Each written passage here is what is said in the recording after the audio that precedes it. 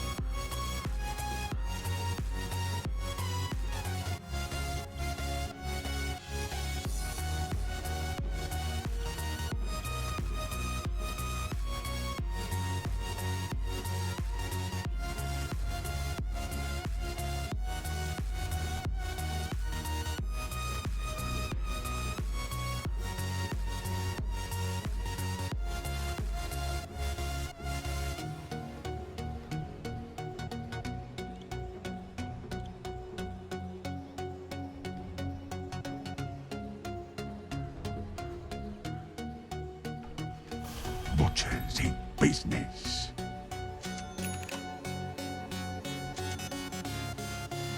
Prepare for battle.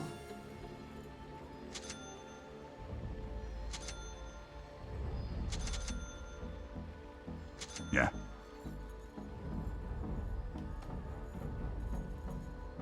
Yeah.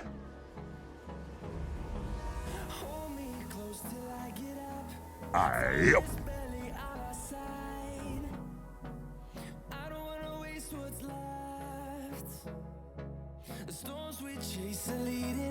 Forward! We owe you one.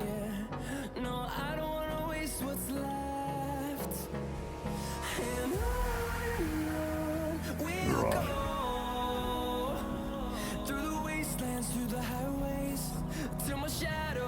30 seconds Yes. to battle.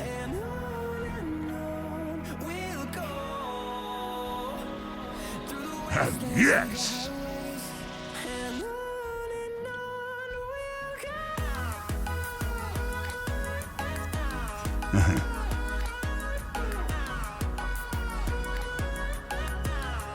Right to it!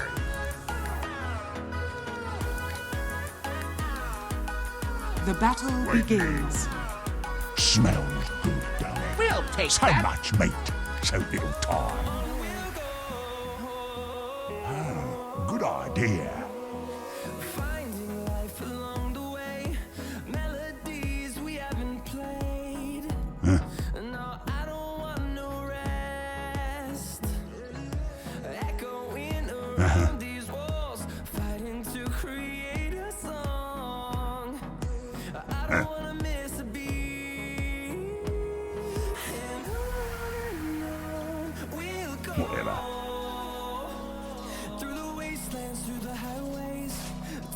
Here I come.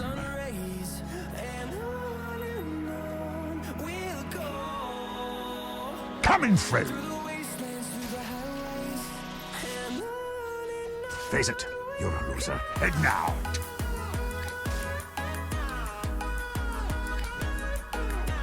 Ah, yes.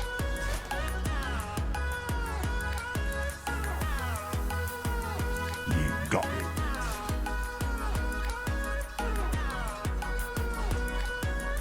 Hi, hi.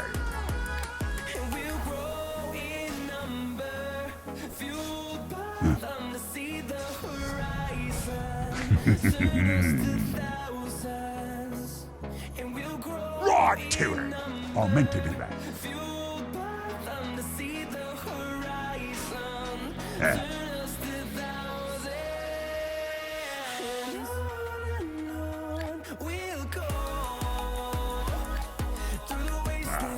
Yes.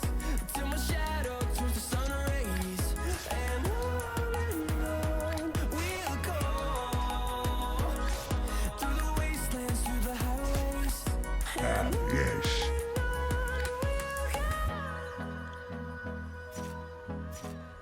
Here I come. Reel 'em in. Whatever.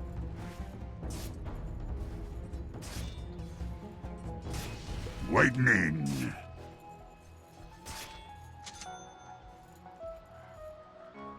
Oh, yes.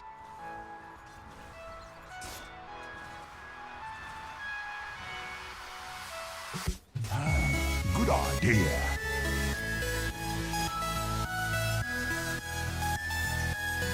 You got it.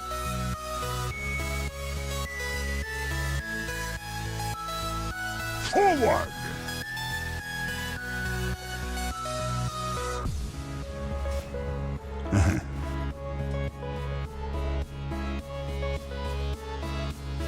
Right. Breathe your last.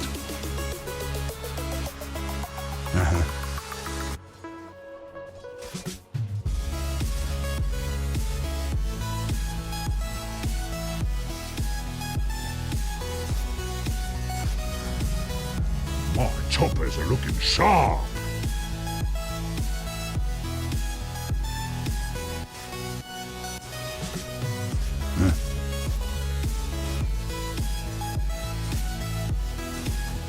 Yeah. Let's get into it. Right.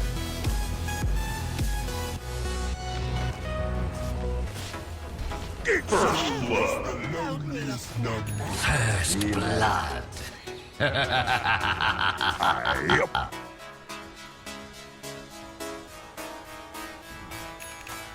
Heading out.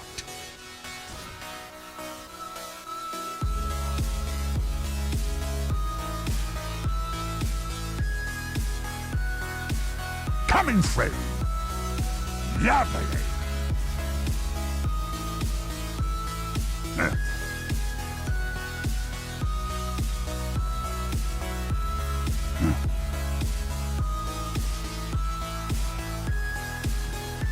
Hi, hi.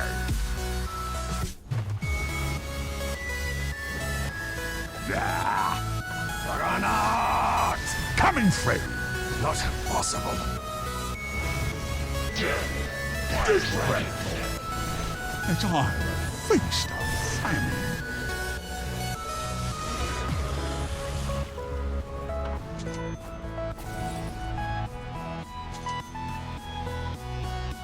Fever! Dream!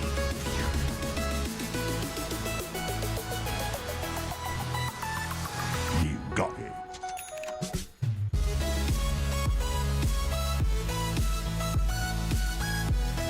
Heading out.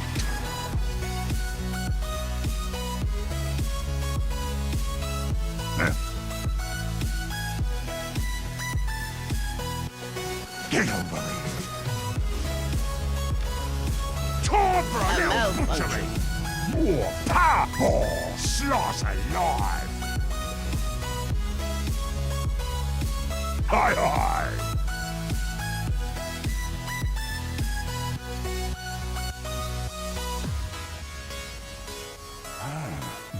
idea.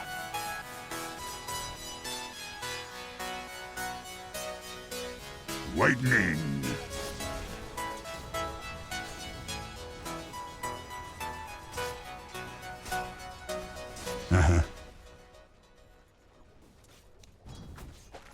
Hooked him. Ah! My soul!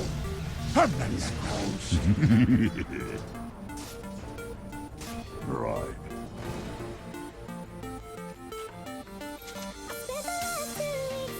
Yes!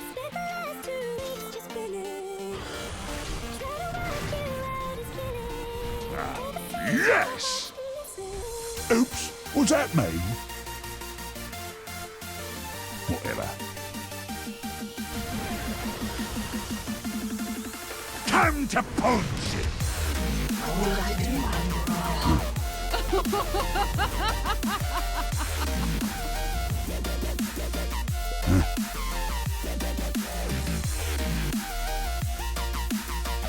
Right to it!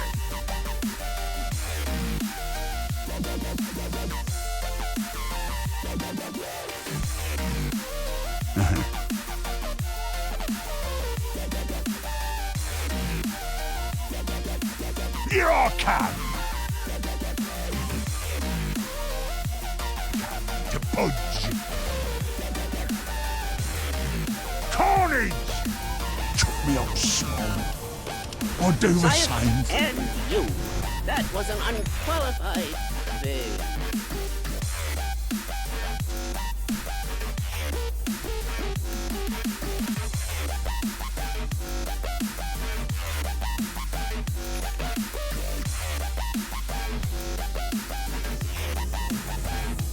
Well, wet more stones.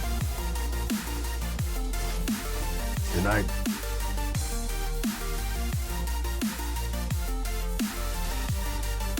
Yes.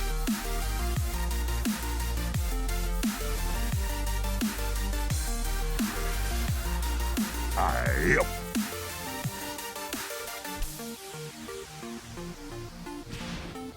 Yeah.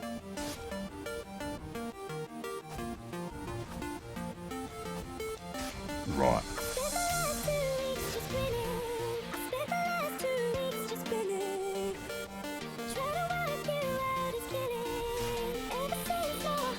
Forward!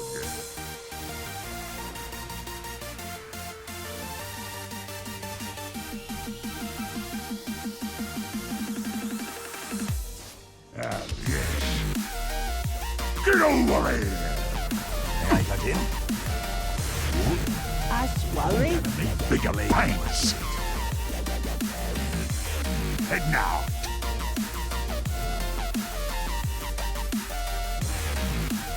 Right to it!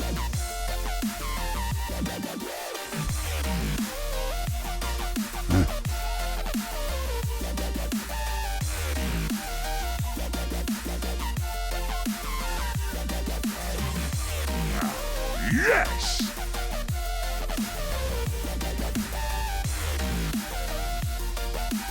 Right.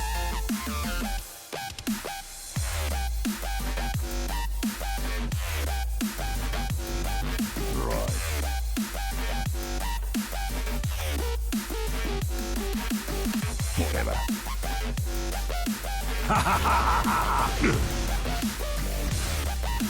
Get over it! Cut off in me palm.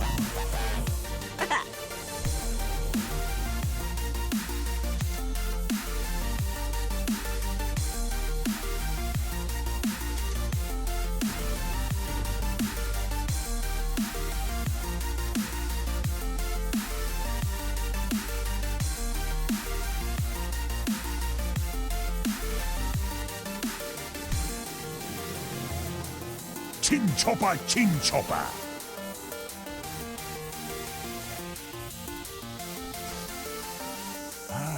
Good idea.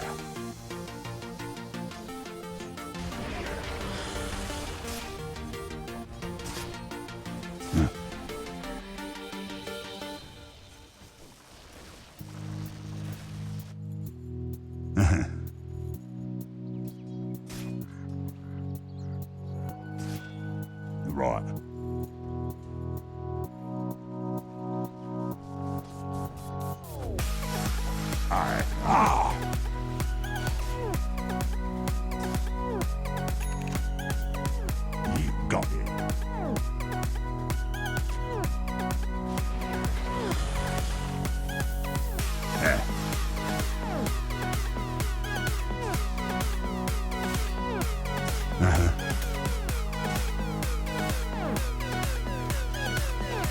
Look who's coming for Flash Neither hot nor quite neat. Ah, sweet sepsis.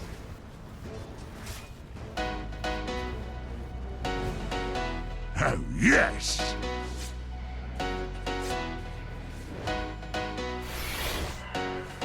Hi, hi! No! Ugh.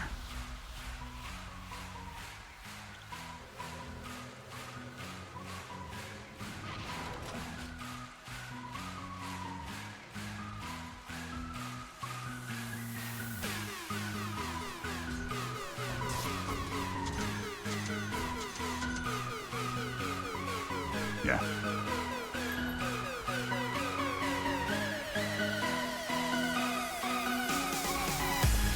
Coming through.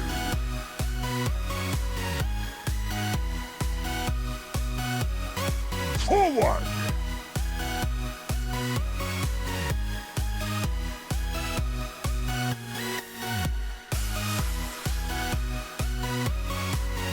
Here I come.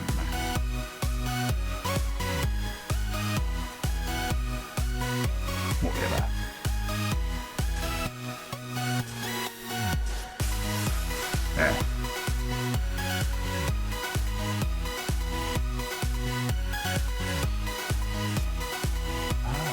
Good idea.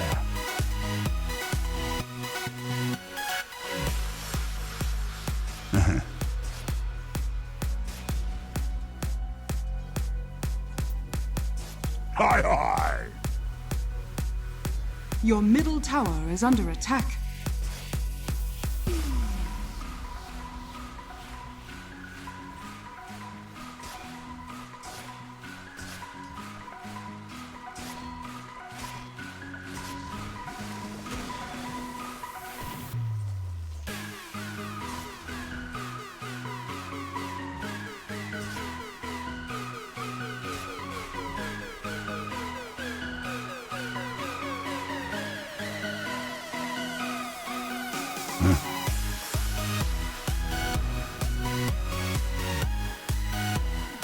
Heading out. Something's wrong.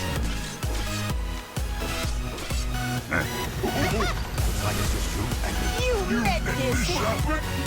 Bit of a hack juggernaut! Don't mean to cut and run.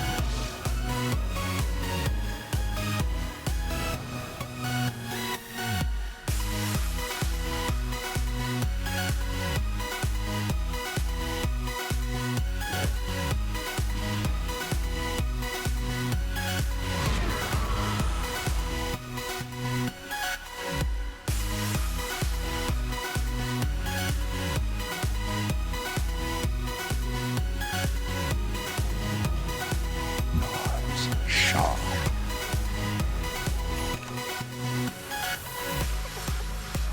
Oh, yes! Da. Right.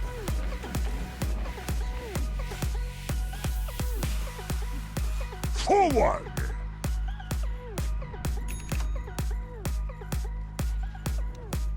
Waiting in.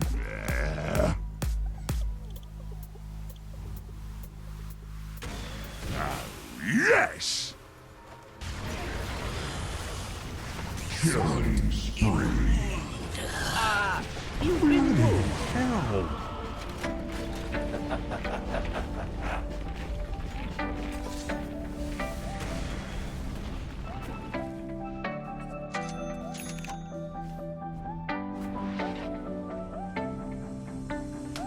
Dire's structures are fortified.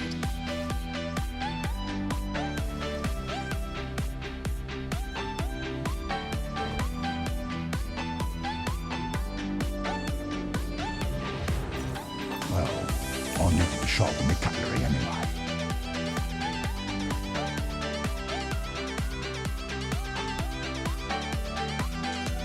Haste! Coming through.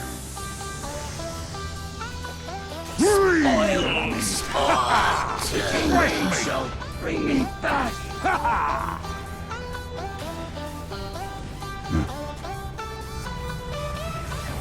I win.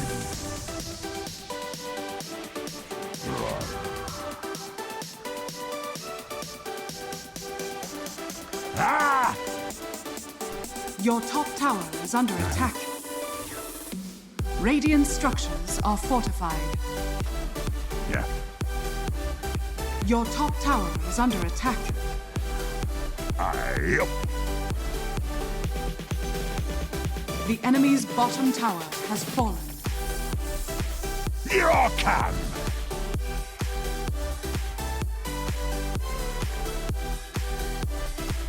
You got it.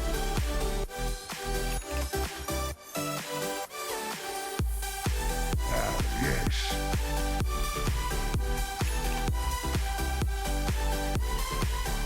Right to it.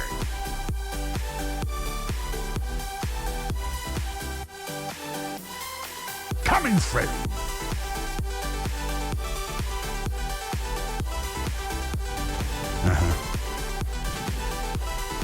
Ah! I'm under attack.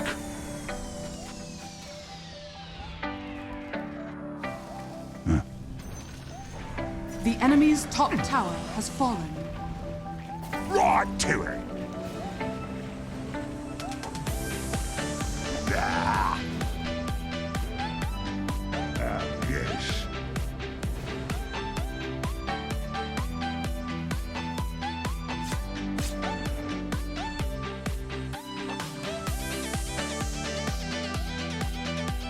Yep.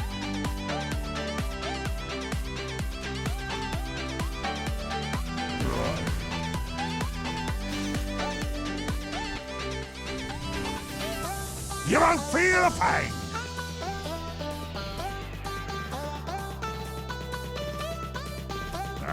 Yes.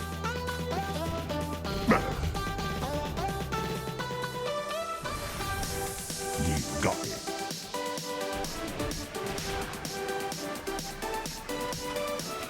Heading out.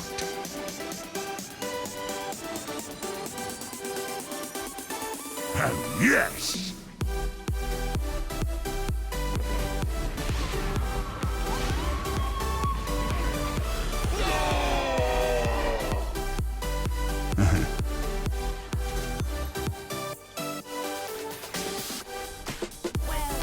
Yeah.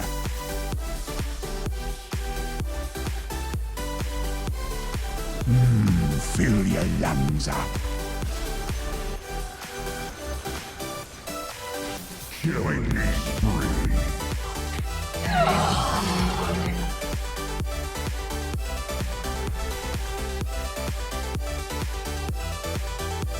Forward!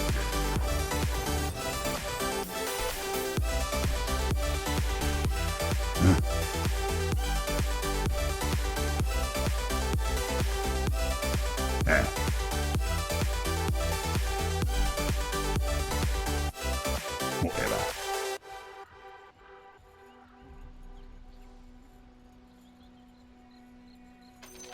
Lovely. Here I come. Double damage. Hi, hi.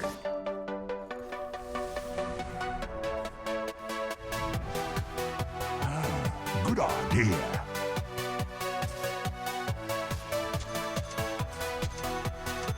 Coming through.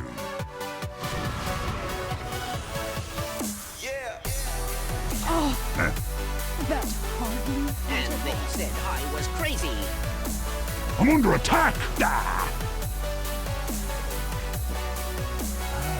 Good idea.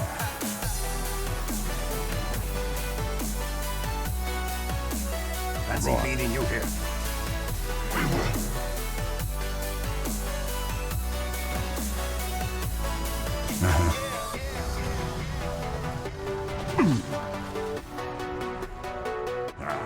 Yes!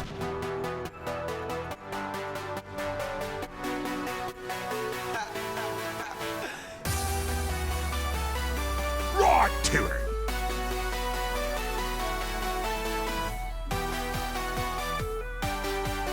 Heading out.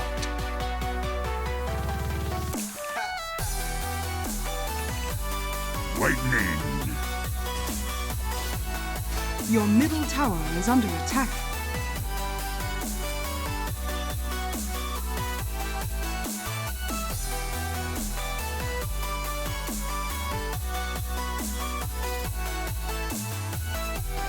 Yes.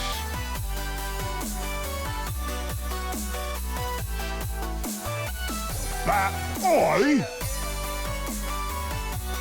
Right.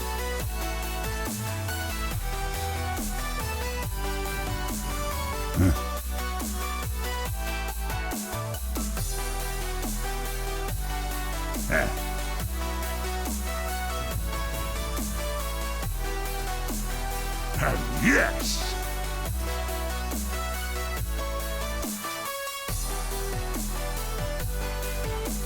Here I come! Invisibility! Yeah.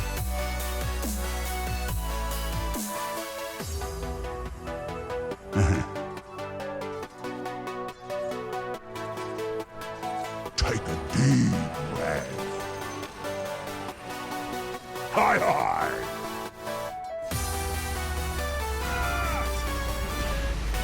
Dire's structures are fortified. Embers Forward! Looks like it's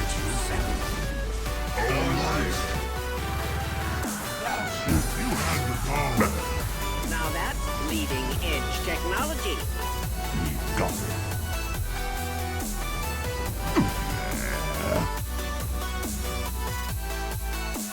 Yep.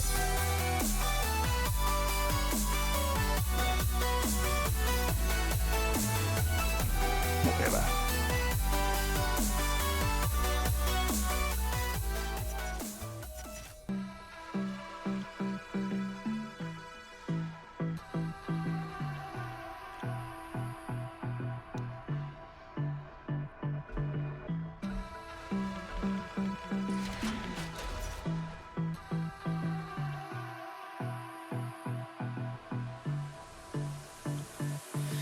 I don't know what you want. Let's have a bit of fun till I downfall. My love, if you feel like I do right now, don't say you're on the run to the other side. My love.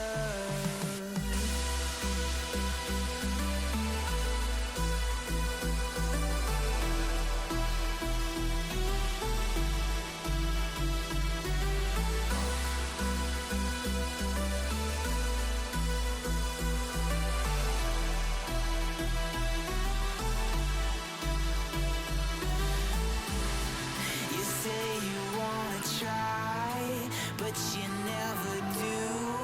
Sugar, there's a reason why we lose. You say you wanna cry, but you never do. Sugar, there's a reason why we lose.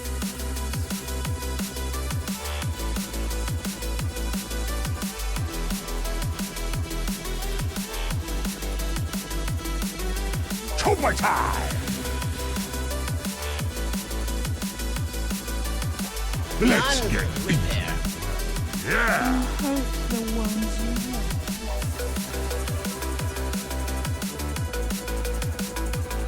Here I come!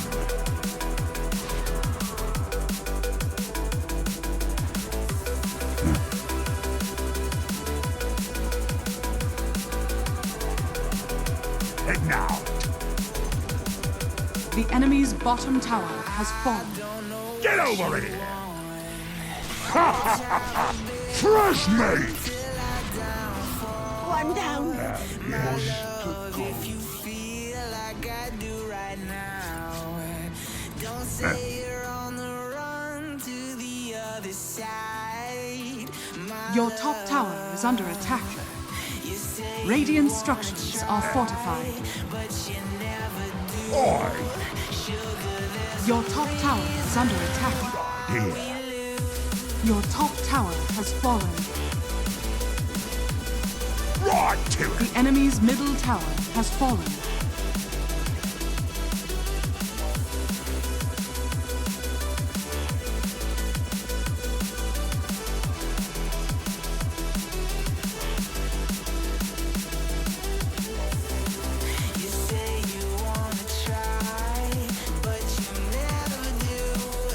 Radiant's courier has been killed. Whatever.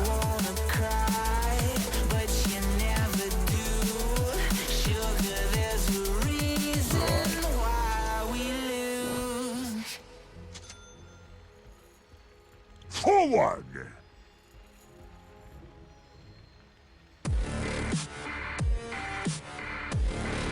Yeah.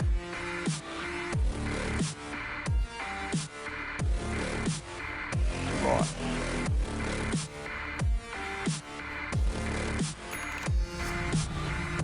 You see my right hook? Yes!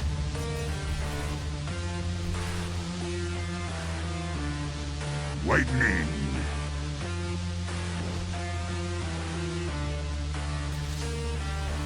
Yes! Ah!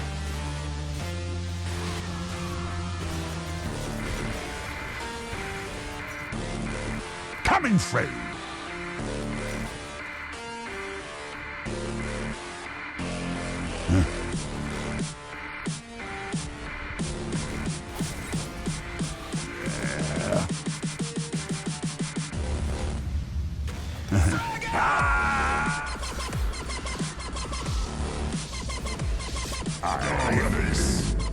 My fate.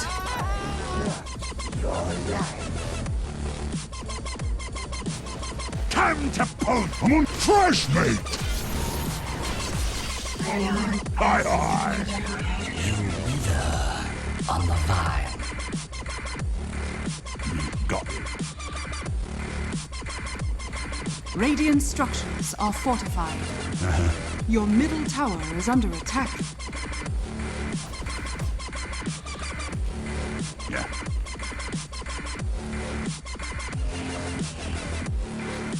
Forward! Your middle tower has fallen. Yeah.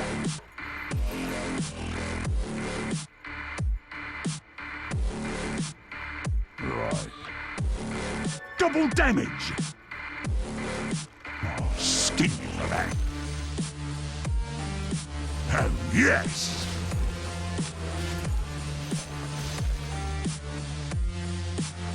Yep. Bloody creeps! Here I come!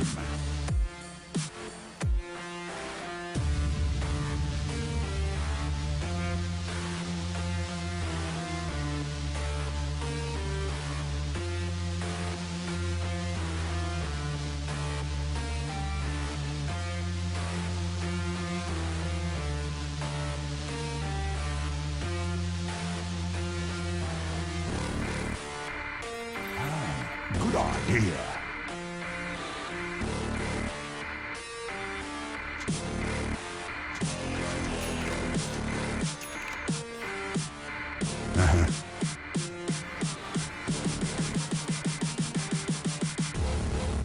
I'll take that as tribute.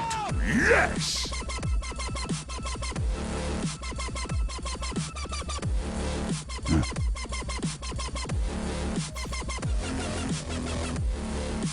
Right to it! Your bottom tower is under attack.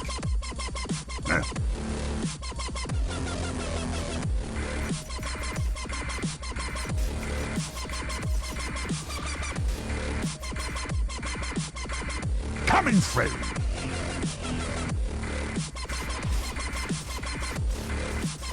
Heading out!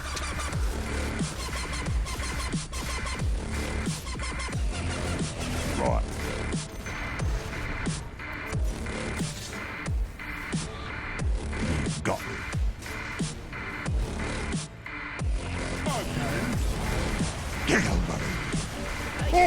Refresh me! Whatever. Rancid death. You'll mince me now. Dire's structures are fortified.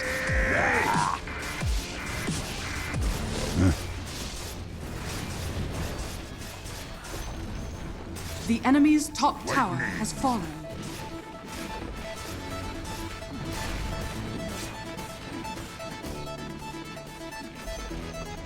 The enemy's top barracks has fallen. Juggernaut! The enemy's top barracks has Hi, fallen. hi. Da! Oh, yes.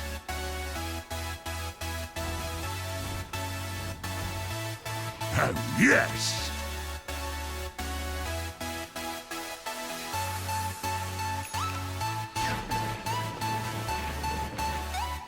Right.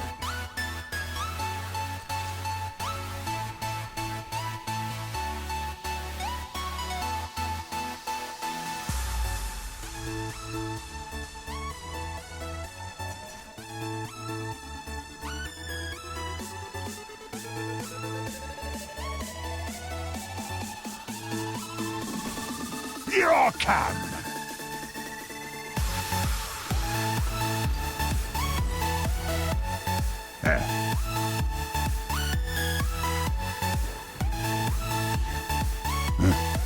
Double damage.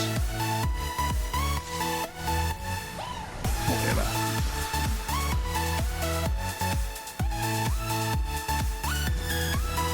You got it.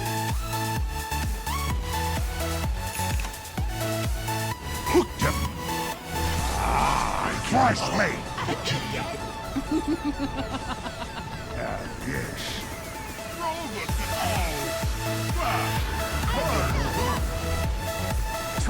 Get over it. Losing my voice. Yes. Double kill. Triple kill.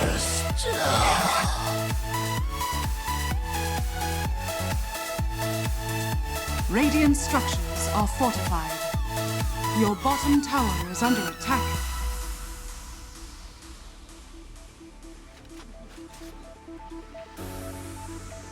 Your bottom tower has fallen. What a waste.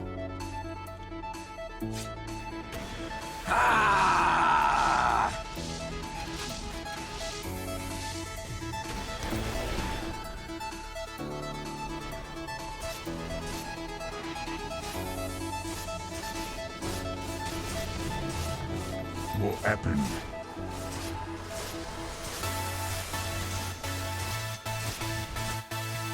Right to it! Your bottom tower is under attack.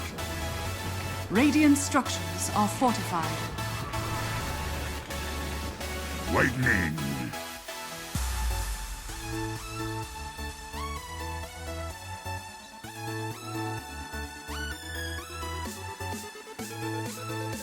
Huh.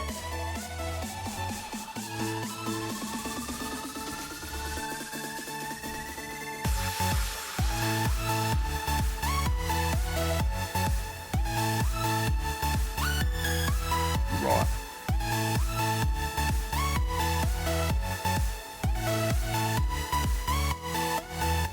Forward!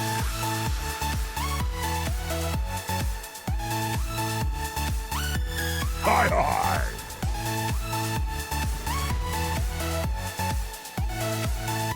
Yeah.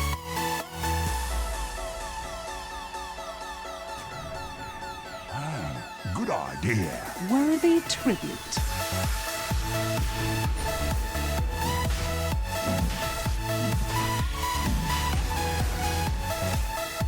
Coming through.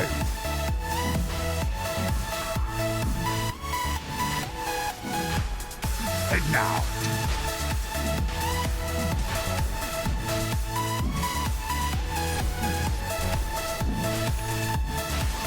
Roshan has fallen to the Radiant. Buttons.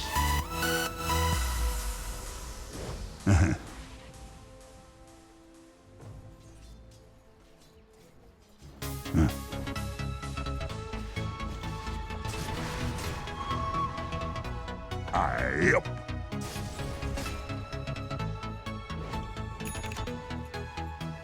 Oh, yes!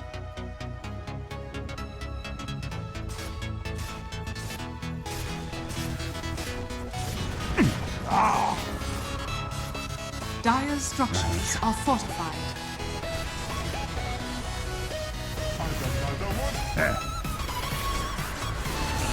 Deep breath.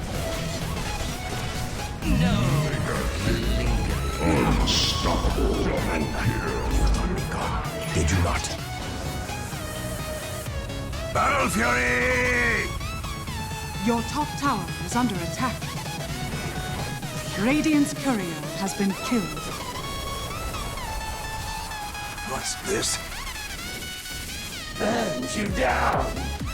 We die as we live together.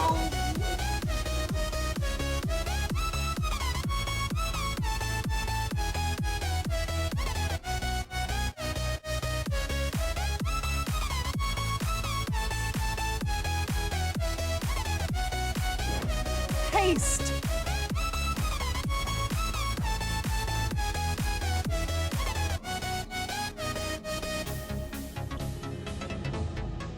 Yeah.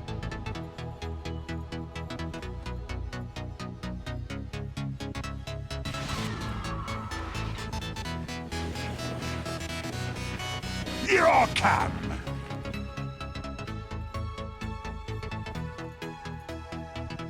Hi, hi!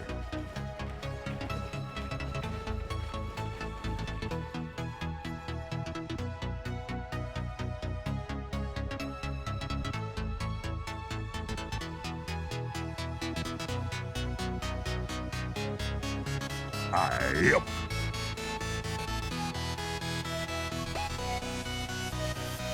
You got it.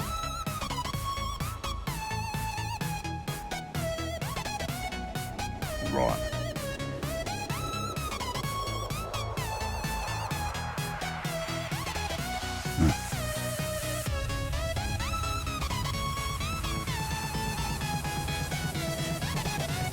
Right to it.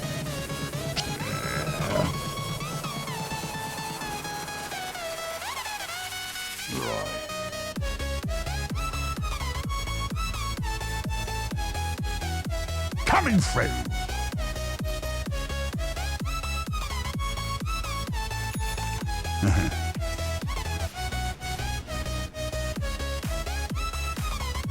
Whatever.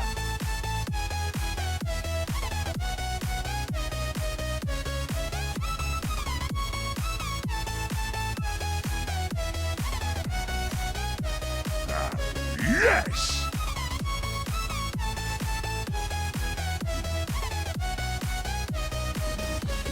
Forward! Blast you! Heading out.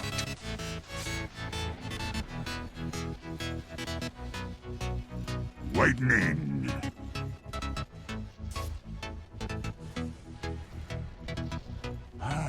Good idea.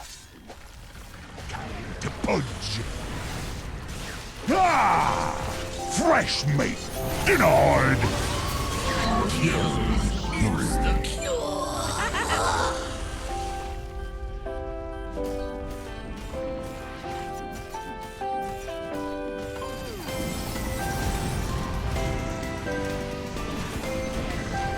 The enemy's bottom tower has fallen.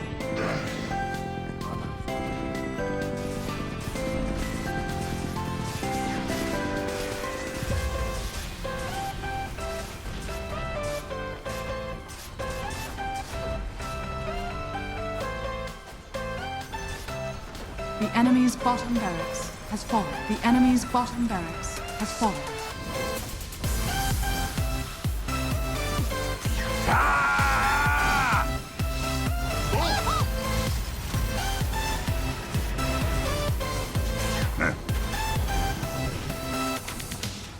I was the last of my kind.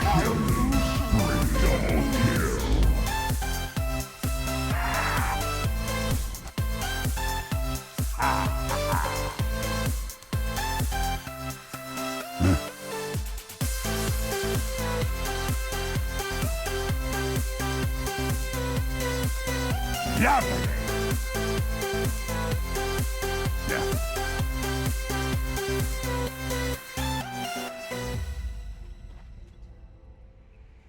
Ah, good idea.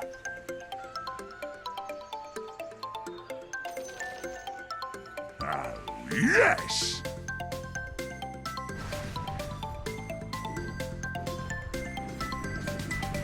Here I come!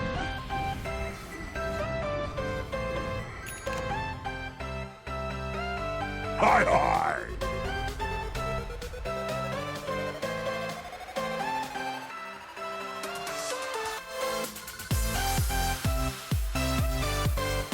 Right. Breathe your last. More like that! Death devours me. My flesh! With more Hope stain. it's clear which of us has the degree. Waiting in. Something's wrong.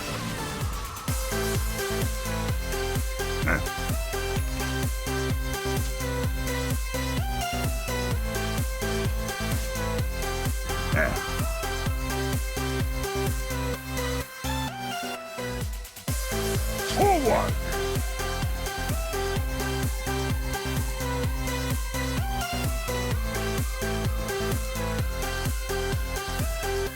Coming through!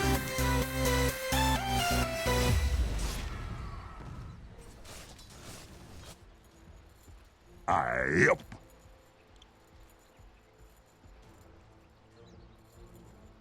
Heading out. Oops, was that me? Out of my way!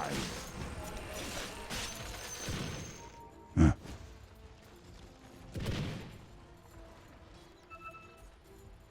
Oh, yes! Dominating.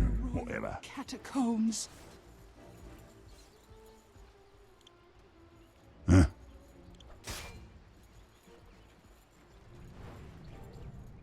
You got it.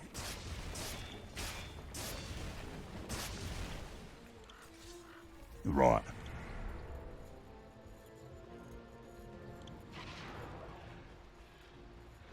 Right to it.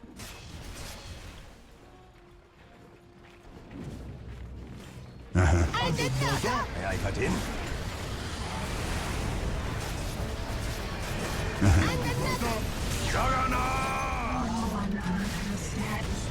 Was it something I heard about?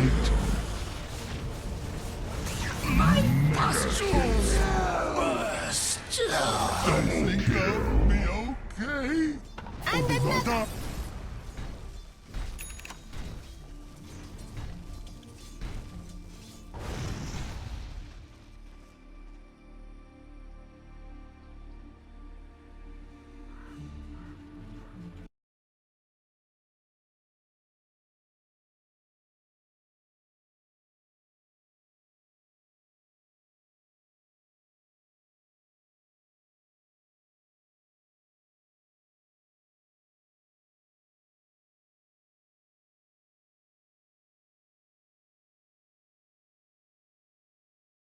I like that you've explained it honestly. Team MP. A little bit of a cop-out.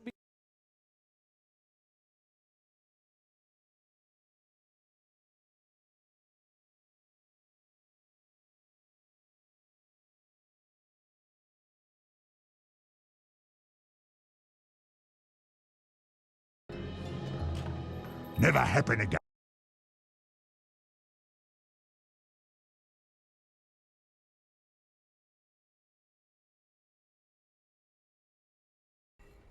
Oh, yes.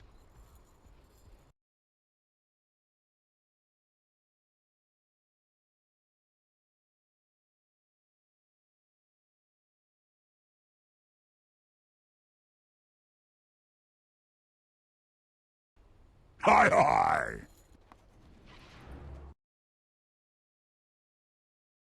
You give NP's prediction, or rather give Ted's prediction of NP some backbone. Well, I think that they are the team that, you know, if you can't get complacent. If they find a mistake at the end, at the late game, they'll just turn it around and they'll win. We saw them at the summit. They had a game, I believe, against eHome. They were doing really bad. They were not in a happy place. They had a Warlock and a Mirana though, and all it took was one fight, and they turned that entire game around. It was an amazing fight. They wiped the floor with eHome, and they just won off the back of it. So I mean, they are a team that definitely has potential, and as I said, they're their own worst enemy, and perhaps they improved in the last week and a half, where you know they fixed their issues, and here they are. Just one for Team Anime then. Just giving them that little Right to it! Yeah, that's the example, but I do know. Battle Fury! Oi! Touch me! What? Yeah, well, Time to cut my losses. Wow. I'll give you that one. Yeah. Maybe Twitch is Alright. different. I know that we have a couple of extra ones as well. We can maybe see them in a while. But Virtus Pro coming into this one as favourites, and I think we've already outlined as to why. Solo I was hoping for this. Okay, 68 to 32. I agree to this more than previously. I think Yeah. the That's previous better. one was a bit more skewed towards VP. This one seems more reasonable to me. He didn't think about that Twitch hair being and more headphones. reasonable. Didn't think about the hair and headphones. This is an If you look important at point. Rose's hair, if you look at it when he's got the headphones on, it looks like extremely odd. So yeah, he didn't think about that.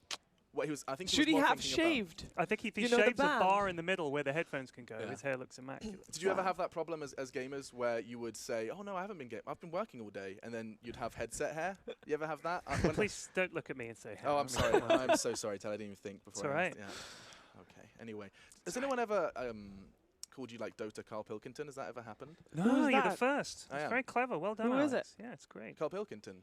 He's a really he's a funny fellow. He makes me Okay. giggle, and so does Ted. That's Yeah. all. Oh, I'm sorry. I've upset you now. No, you carry In on. the rehearsals, I called you Teddy Bear, Yeah, and now I've called you Carl. yeah. Okay, I've made a mistake. You will already. go back to CS:GO eventually. I will. Yeah, I will. But first, we can have some fun and talk about some more Dota because it is coming up towards that draft phase, and I want to make sure we have ample time to talk about it. It is still just loading in, but Winter, this is where you have a chance to set the scene, right? So to the guys at home, what are your expectations seeing VP NP entering into a draft phase? Both teams prioritize different kind of heroes, but they both look at the laning phase very heavily. And one of the characteristics of VP is they tend to sack their carry. They leave him alone. They pick him like a carry that doesn't need too much babysitting, and they let both of their supports roam a lot.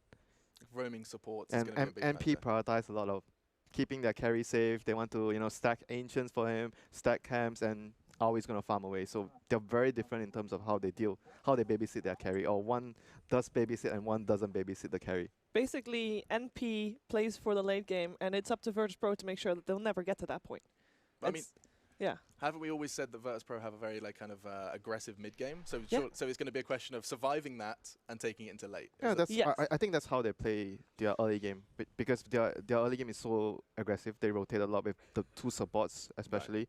They set the pace of the game, and it makes it very difficult if you're trying to be greedy against Virtus Pro. So I We're think into if the you're draft. Yep. Oof, I'm zipping my lips now. I'll let you guys jump into this one. Right, so I don't think there's any surprise in terms of bans, Winter. To see the Naga banned and the Batrider and the Shadow Demon. Yeah, like Naga's one of MP's strongest heroes. I think. Yeah. One a very straightforward ban against them. They removed the Warlock as well. Hero Yeah. that some teams prioritize and some teams don't prioritize, and I know most of the teams here would prioritize the Ogre. And surprised to see MP chose to go for like the opening Drow Ranger. Teams have been cutting down on first picking Drow nowadays. Like not many teams do that anymore. It's one of their most picked. Yeah, they are like one of the only teams that you would actually still sometimes ban it out against as well. But I'm pretty sure Oh, VP. Omni Knight. I'm pretty sure VP took Drow and ran a sort of Drow strat quite a lot in the qualifiers. yeah, Yeah, but not Um, in the. They don't pick it first Not phase. Yeah. first, no. Not but, as much anymore, because yeah. teams have been getting much better at dealing with Drow Ranger. So you Yeah. want to pick it at a certain situation where you know the Drow can get pressured, because the weak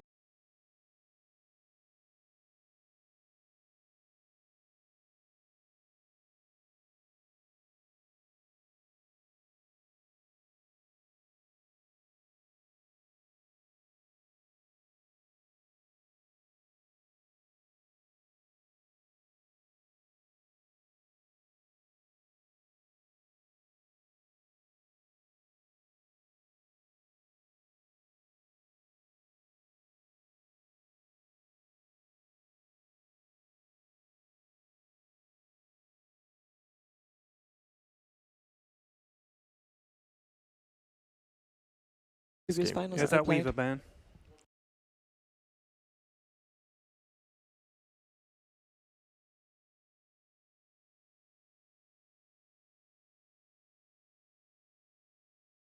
Pick. But you were talking about, wow, how does this hero appear around the map? Yeah. Prophet. Nature's Prophet, and yet it's never picked. It just Yeah. seems so absurd to me. Anyway, we need to catch up. It looks Yeah. like Sand King's going to be jumping Yeah, in. Sand Second King. phase ban as well for MP, like we said. They removed the Chen and Enchantress, Yeah. heroes that are really good at shutting down the Drow in the early game.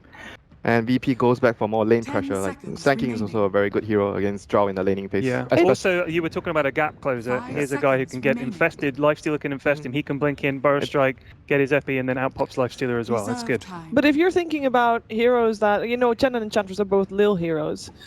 There's some Lil heroes that, Slardar's still in the pool, which is a massive hero for him that he plays as support and is a gap closer as well if he gets a little bit of Radiant's farm. Yeah, Slada is a really good hero with Lifestealer. Especially the M damage plus, Lifestealer's physical damage output. Ooh, they go for Io. Dire team pick. It might be Io plus Sand King, and I've seen them do Ogre safe lanes. They are one of the few teams, them and EG, Mhm. they do Ogre safe Ooh. lanes a lot. Whereas for MP right now, Omni Knight is one of the heroes that they pick on their off lane quite a bit 10 on seconds remaining. MSS. Yep. So I expect them to do the same 5 seconds same here. remaining. A very good hero to keep your Drow alive. Basically, when you're running a Drow strat, you always want to have a Reserve defensive time. support or a defensive core. And the enemy runs at you, you need to be able to keep the Drow alive in the team fights. So that's like the babysitter that you were talking about earlier.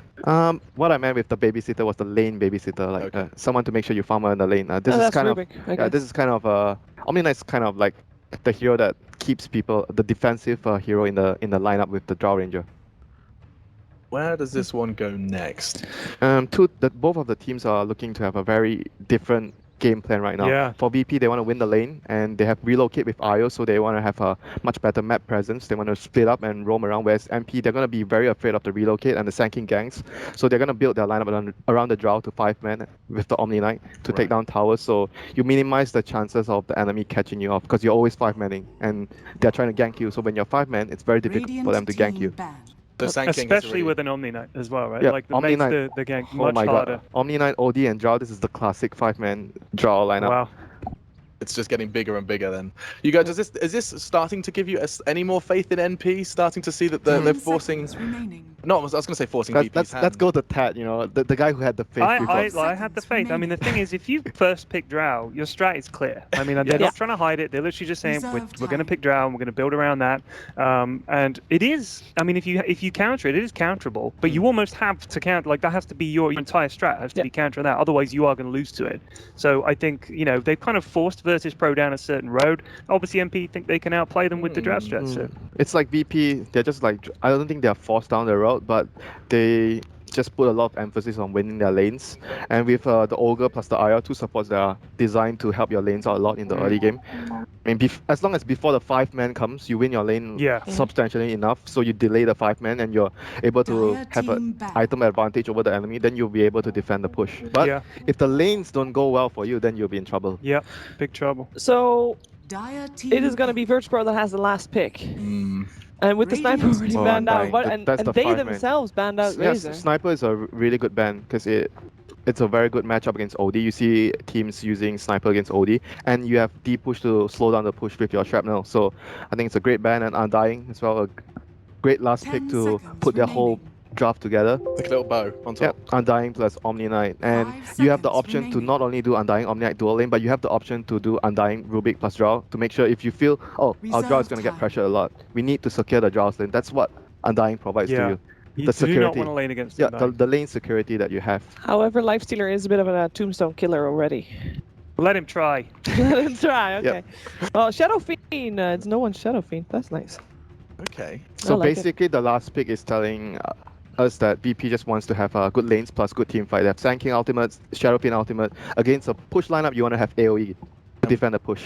And so we're already, with it all kind of said and done, I think it's safe to say, like, what I like about what we're doing here is we do our predictions, then we see the draft. Yeah. And so you basically... I'm not changing. I'm sticking with MP. I'm You're happy. not allowed. Oh, I'm it's happy. locked in. It's actually been carved into concrete, so there's no way you can get out I'm of this. glad. I would have carved it I'm myself. shaken by MP's draft right now. What? Okay, you have to explain. Why are you shaken? I mean, they have a very good solid plan, Yeah. and it's very good against what VP have.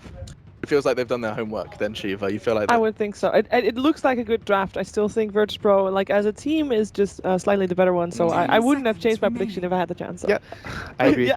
So There we the go. bottom line is picking that drove first was like throwing down the gauntlet. Just saying like, this is what we're going to do and we're going to do it well. Let's see what you've got, almost. It was a very kind of up in your face, very blatant call to arms. And actually, talking of call, we're going to summon 2 other faces now to discuss this game and of course get them into it. It's our casters for our first game. It's Toby1 and Merlini. Are you there, boys? Here, Machine, as Merlini. I know you've been watching the draft very, very closely. Winter seems to think that MP have got what it takes to shake up the VP. Was a very unsurprising draft for them. I think they have a lot of solutions to deal with the Drow Ranger, but not necessarily the Omni Knight. That's definitely what I'm most scared of about MP's draft. All right, so we'll keep our eyes on that Omni Knight as we're going to get into the game now. So this is game number 1 of our first best of 3 appearing here on the stage. It is going to be Virtus.pro, the favorites, up against an NP who, well, at least draft-wise with the panel, they're believing as favorites too. I had to get my predictions in. Sorry, Toby. Of course you do. You were such a point. You have 35 seconds left. I actually had to restart because I had an 30 observer seconds bug. But, man. It's good to see the Drow range getting a little bit more workout. With the lineup, though, is it that scary? Like, you're going up against Virtus.pro, a team which recently just came off the win at the Summit. They won that very convincingly, too. And now you're like, you know their laning phase is really, really strong.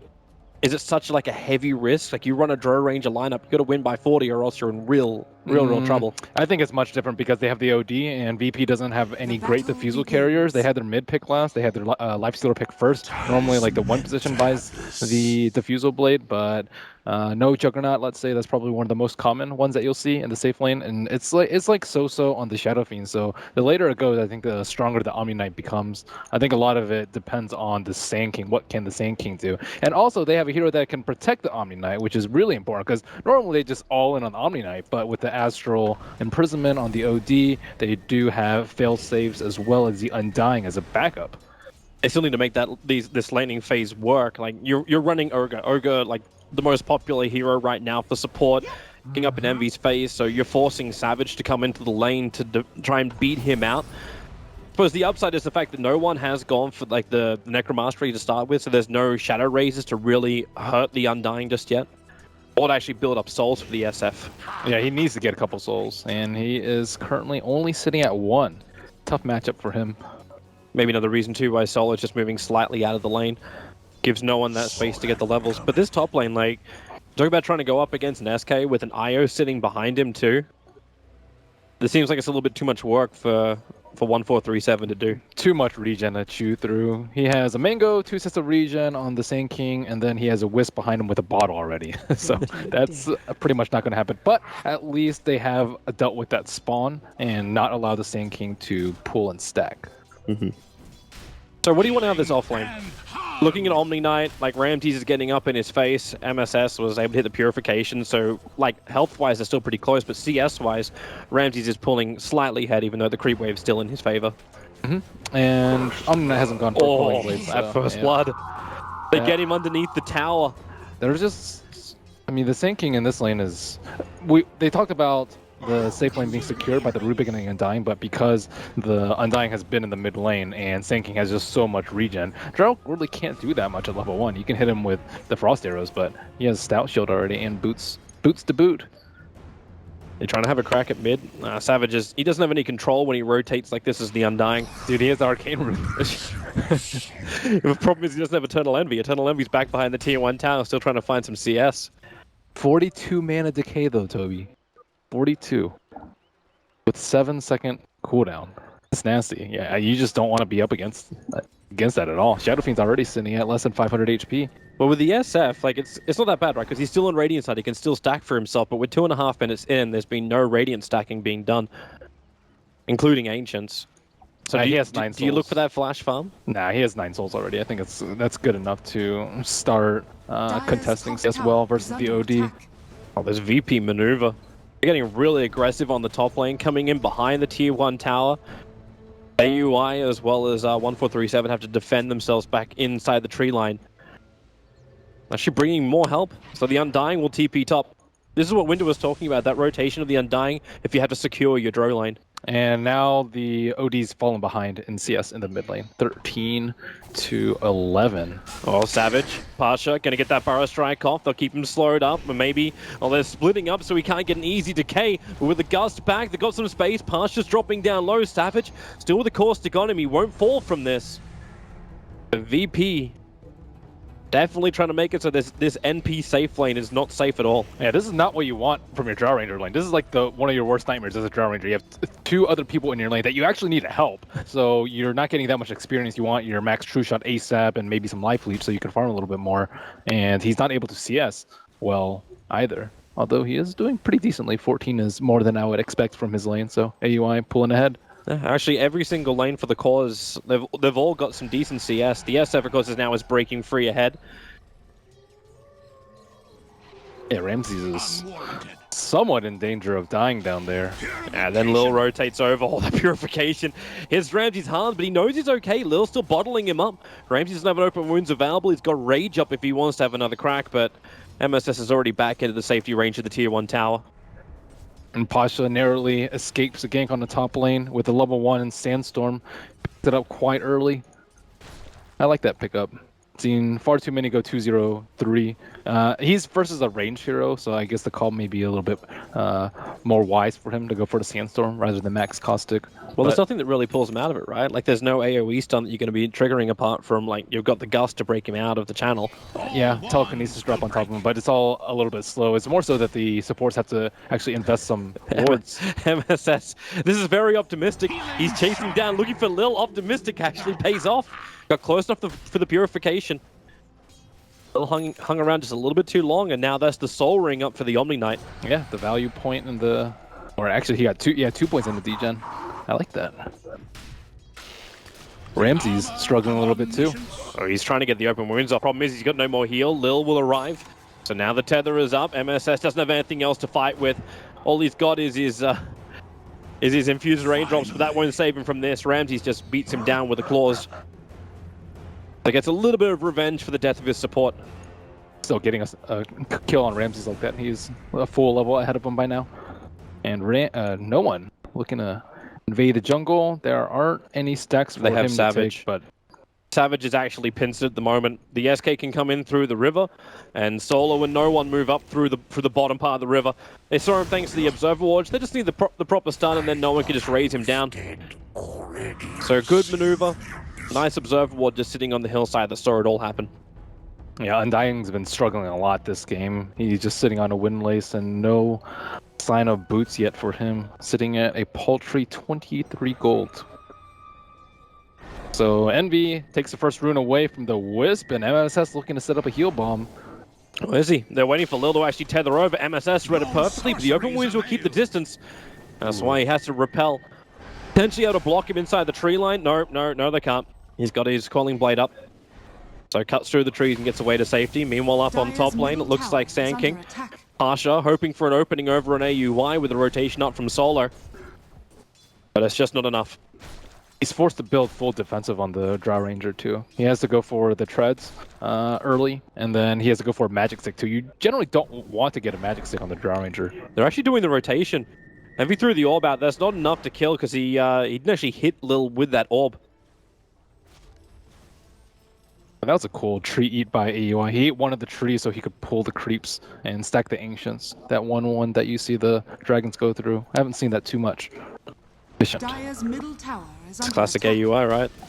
Put him as well as Envy on a team, you expect some kind of shenanigans like that. Yeah, and he went for the Blightstone too, so he can actually farm Ancients. Normally you would wait for the Morbid Mass, so this is probably far earlier than VP's expecting him to go. They're probably wondering where he is right now, and look at Solo. Solo's wondering where he is. He placed an Observer Ward to check out, because you don't expect the Drow Ranger to go to the jungle this early, at least not the Ancients. Yeah, not this kind of rotation. But instead, they're still adding a lot of pressure towards mid. So this will force like some kind of movement out of NP. Envy's going to TP in there. No one almost killed off Savage with 2 really nicely placed razors. Because while you're doing this, sure, AUI is getting farm, but is this really worth it? The amount of time he's spending out of lane? I suppose you're getting the farm into Rubik, right? Yeah, they need the levels. Top lane he's actually level 7 on the Rubik and can make some plays. Well, he instantly went back. They purchased up a smoke, so yeah, it looks like plays is definitely on the cards for MP. Yeah, they know that they're just looking to pressure in the middle lane because the draw range is constantly been missing. She hasn't shown on any of the observers on top, so that they can expect that she's on the right side of the map. Most likely farming the large camp, maybe not necessarily the ancients. He's still working on those, but with his positioning, with the quelling blade and the tree eating, draw ranger is doing a fine job. Yep. Pasha's going to return to the top lane after Rubik TP'd off it. It's pretty open for him. Also a very farm-orientated Pasha going for this early Iron Talon along with his Tranquil Boot, so not rushing up the Blink Dagger looking for a straight-up fight. But it's bottom lane where Ramses initiates an MSS. Just MSS doing his normal thing, getting aggressive up in their face. But at this time, there's actually a follow-up.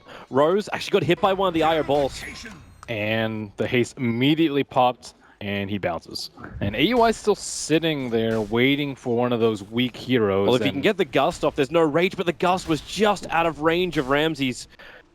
I don't even know if he could have killed him, because Lil's not at full HP, so easy heal from the tether, and he has 1 point charge already. He's killed the goal, because now they're going to be able to take that tier 1 tower. As a Ranger early on, these tier 1 towers have to fall, and they still haven't, like 9.5 minutes in, haven't taken a single one until now. And now they're like Pasha's skipping creeps on top, and Rose has stolen level 1 Sandstorm, another benefit of playing. Problem is he just left Envy by himself in the mid lane. Envy starting his TP out. No one was winding up the ulti. He's just got enough damage. MSS's TP couldn't arrive in time, and now he's kind of staring down the barrel of a very blood-raged up SF. Yeah, they saw the Wisp come in, and they pinged out his Ancient Ward drop, but they didn't expect him to come around from behind. This was not the plan for MP, where they had to go for a straight-off tower trade. Definitely not. With the Rubik TPing up towards top lane, you know you got a lot of space to make plays, and they did it. MV Corp. They're doing a good job of making sure that NP is forced to put people in all the lanes and making sure that they can't just greedily farm up the jungle. If they don't have all 5 showing in the lanes, they'll just run as 5. And this is before the relocate too. Now that relocate's up in just 60 XP, he could easily pick up a tome if he wanted. Looks like Lil's also preparing for a gank on top. Pasha's going to Burrow Strike over. If you can bring the balls in close, the damage will be decent onto a Rubik, but decent is not enough, and they can't bring him out of the stolen Sandstorm. Now Rose actually starting his TP. Pasha won. It was actually only half the second till that Burrow Strike was back off cooldown. Beautifully played up there by Theban. Yeah, the sentry ward on Pasha. Relocate. We're going for a trip to absolutely nowhere. I don't think that was part of the plan. Definitely not. I'm not sure whether they were like going home. Yeah, they tried to double click it or something. Home would make more sense, just a straight up regeneration, because there was no fight for them to have anywhere. None of their observer wars were triggering anything, so it was just a misclick. He meant to like double tap home probably. Maybe some issues with quick casts. That happens occasionally with quick cast. This means Pasha's going to stay out of the fight for a little bit longer, let his Tranquil Boots do the work, and they just wait for the 12-minute rune. NP are desperately trying to protect that right side of the map, especially with that tower, 1 tower down. And they have to at this point.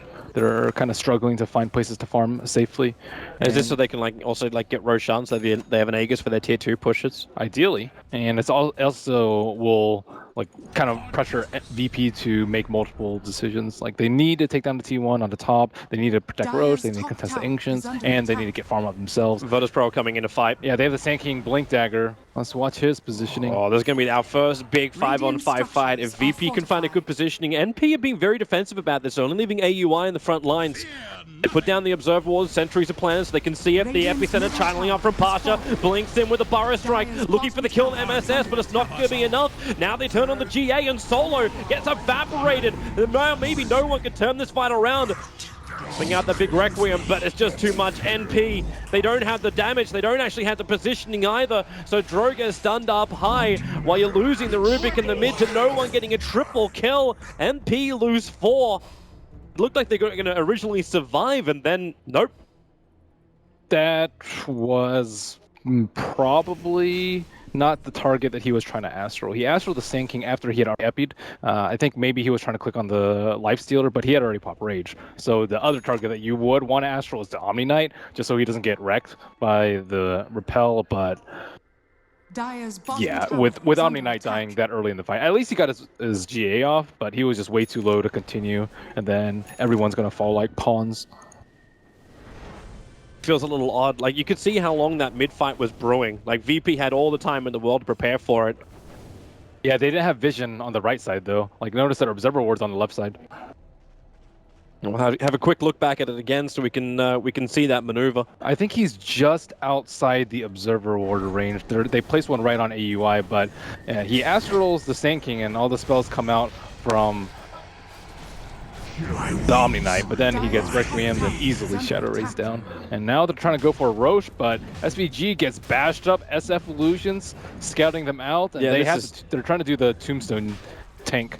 It's not the dream. It's almost like MP were also playing the bluff card by putting Envy down on that bottom lane, so he came out past the tier 1 tower and ended up dying to a Virtus Pro gank. So now you're an OD down, you're losing your tier 1 tower, and you just don't have the strength to fight. GA is still not back up again. The Tombstone's wasted on the pit, so you cannot fight.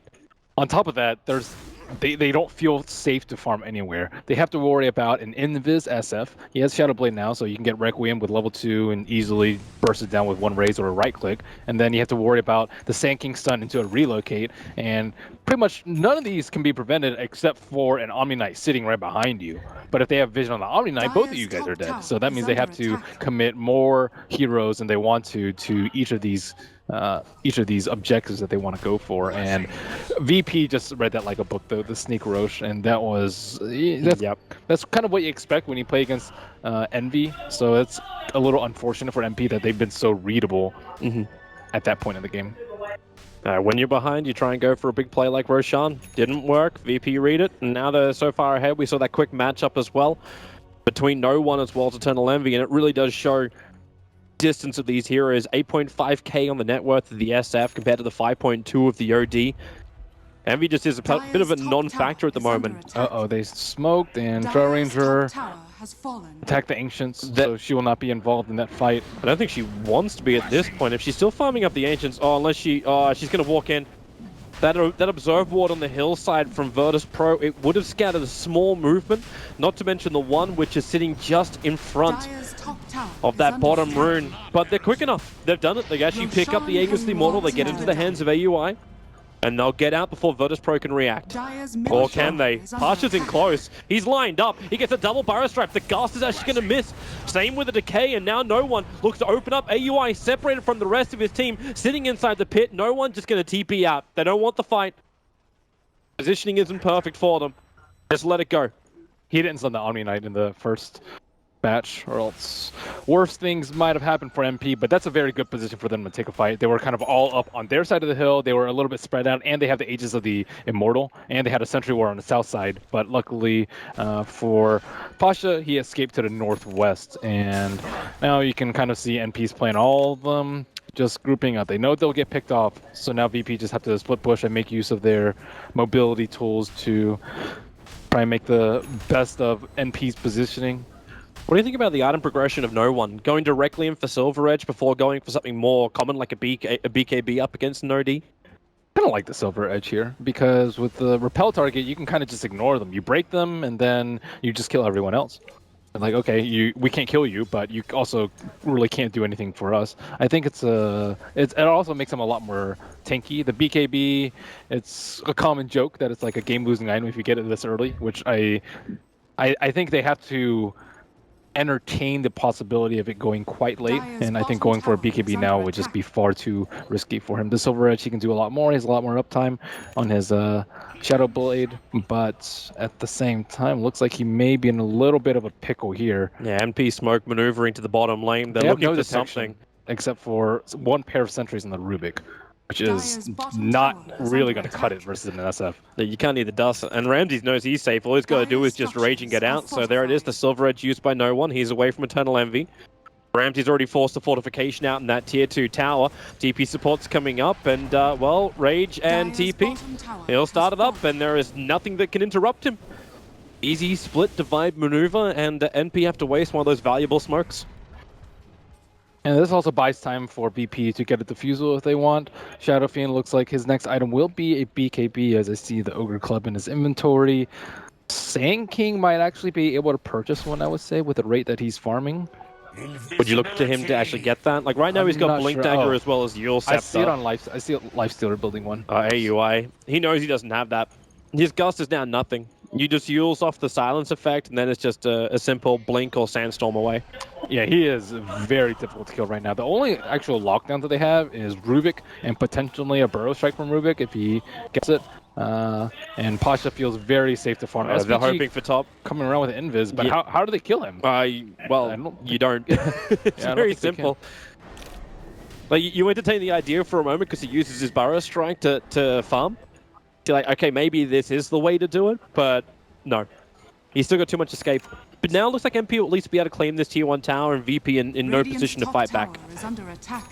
They will be in just a minute. I think that their reign of terror is about to end pretty soon, NP's is, with their H6 expiring and the defusal coming out on the Lifestealer. He's also hidden his Radiant defusal blade. He structures hasn't are made fortified. any signs of showing, like, even a robe, I would think, would probably give it away Radiant's on top him. tower has Also, fallen. a Blade of Alacrity would almost Dire's certainly middle tower is under attack. make NP, like, much more scared. But with this, he can pick it up, he can hide inside the Sand King, and they won't know. And actually, the chicken's coming out right now, so they definitely know that something's and up. right under the tier 2 tower. I haven't seen anybody ping it just yet, but with the courier making a double Dire's maneuver, middle tower They- is under is attack. this almost going to be like a trade-off time? VP are fairly strong.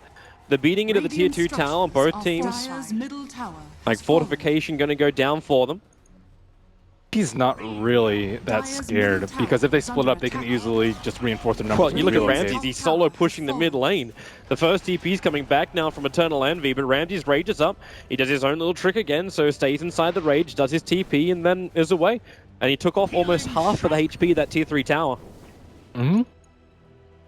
Aegis out in 30 seconds. I think it's about time that BP can make a move, and no one was just farming their ancients, and now they're slowly losing out in the economic war as BP pull ahead with a 10k net worth lead, and BP almost certainly not going to be willing to give them the next Aegis if Shadow Fiend's BKB is up, and BKB up, defusal up, Aegis expired. I think this is it. So if you're Virtus Pro, obviously you don't feel like you're on the clock with your lineup, Dire's everyone's top looking tower really, really is under good. attack. Do you not give MP to fight inside the base? Like, do you actually want to delay this game out by like another 20 minutes until you become almost immortal against the MP lineup? Or is this giving MP too much space to come back? I think it just depends on what MP wants to do. If they want to farm together as 5, they need to do it in a well-fortified position. And they always need to hide the Omni Knight. That's the most important part. If Omni Knight dies early in the fight, and he doesn't have any mobility items, no Blink, no Force Step, no Glimmer, like nothing like that to really save himself, I guess just Mech, which isn't that effective versus like a Sand King Burrow Strike Epi. But if he gets caught, then I think like they will just get crushed in the fight really badly because they have nothing against the Rage of the Lifesteal except for GA. So if MP goes outside of base, take the fight to them, and looks like they're setting up very, very soon. 4 people have smoked. We see Ramsey's in position to run in with a diffusal blade. The only thing that they're lacking right now is vision, so they have to be a little bit careful about how they tread on the north side of the map, and you can kind of see that with Ramsey's still hiding in that tree area. They're waiting for him to come back over, so MP just scanned. They scanned the top river entrance. They were expecting Virtus Pro to move up through the river. The scan, it just wore up before Lil reached it. So they do not know, but the smoke is going to break in just a second, but they're out of range of the Observer and Sentry. So they tether forward. AUI massively separated from the rest of the pack. He's already broken down. He'll Hurricane Pike himself down, but into the waiting arms of Ramsey. The Burrow Strike is there, and they kill off the Drow Ranger. No one lines up the ult. He doesn't actually hit on anybody apart from his own teammates, but there's still 2 heroes down for MP. They're trying to bail out of here with at least casualties as possible, but it's still going to be 3 heroes lost for MP. 12-2 on the board, and Virtus Pro, they've got perfect control of this game. Yeah, they just cannot kill that lifestealer at all. He just walked in blind. There is no vision that they had right there. They had a vision of one hero from the creep wave, and he just kind of walked in. He's like, if they're all 4, I can just armlet. If I get gusted, I'll just defuse it off. And heroes just keep perishing around the map for MP. This is going to be pick brutal. is actually too easy. With the damage onto the mid tower already, there's no Eternal Envy for 42 seconds. He's got no buyback available, so it's either Roshan or it's mid tower. Mm-hmm. I'm trying to think about how MP thinks that they can get back in the game and what their game plan is. I see OD going for a Perseverance. So that's one of the first steps, dealing with the Diffusal Blade. Now that it's not instantaneous, at least you have a few seconds left where you feel like you can actually do something with Repel. That's a very common combo, the Linken's plus Repel, and then Drow Ranger going for the Shadow Blade, potentially just to go for some picks and open up the map for them a little bit more. But in the straight 5-on-5s, it's not really going to feel very useful. Speaking of pick, there's the Blink Burrow Strike. They're going to Hurricane Pike him up. The heals were enough from Savage as well as MSS. Now they try and turn the fight. Lil is pretty low. But you have to remember, no one is pretty big, and he has that fresh BKB on him. So if Eternal Envy wants to fight this one, no one will be happy to turn it back to Ramses. He's the one on the front lines. Diffusal Blade charge over on the OD. They push him up. Pasha's Burrow Strike still connected. Another defensive imprisonment. They're kiting around Virtus.pro nicely. Requiem, very ineffective against MP. Well, they're looking for another target. The Blink, the Eul Scepter is up. Rose, oh, he went to Sandstorm. They missed the target. The Gem of True Sight of MP now lost. It was sitting on the Rubik. There was no one that got the kill, but now they get a multicast over on Eternal Envy. This could be him down. No buyback, a double kill for the SF, and a double Burrow Strike from Pasha. Right on the money. Triple kill for no one. He'll look to make it something a little bit more. Will it be the Rampage? It's an ultra kill at the moment. Savage is the last one alive. Push him in, and there it is. A Virtus.pro Rampage will force the GG call out of MP, and that is one very dominant game from Virtus.pro with a double Rampage just to add some icing onto the cake at the end. What a way to kick off the Boston Major for VP. Looking strong. Favorites for a reason. And it seemed perfect comfort zone as well. I was wondering if MP had actually crafted some things up. They went for the Omni Knight kind of play, but Virtus.pro got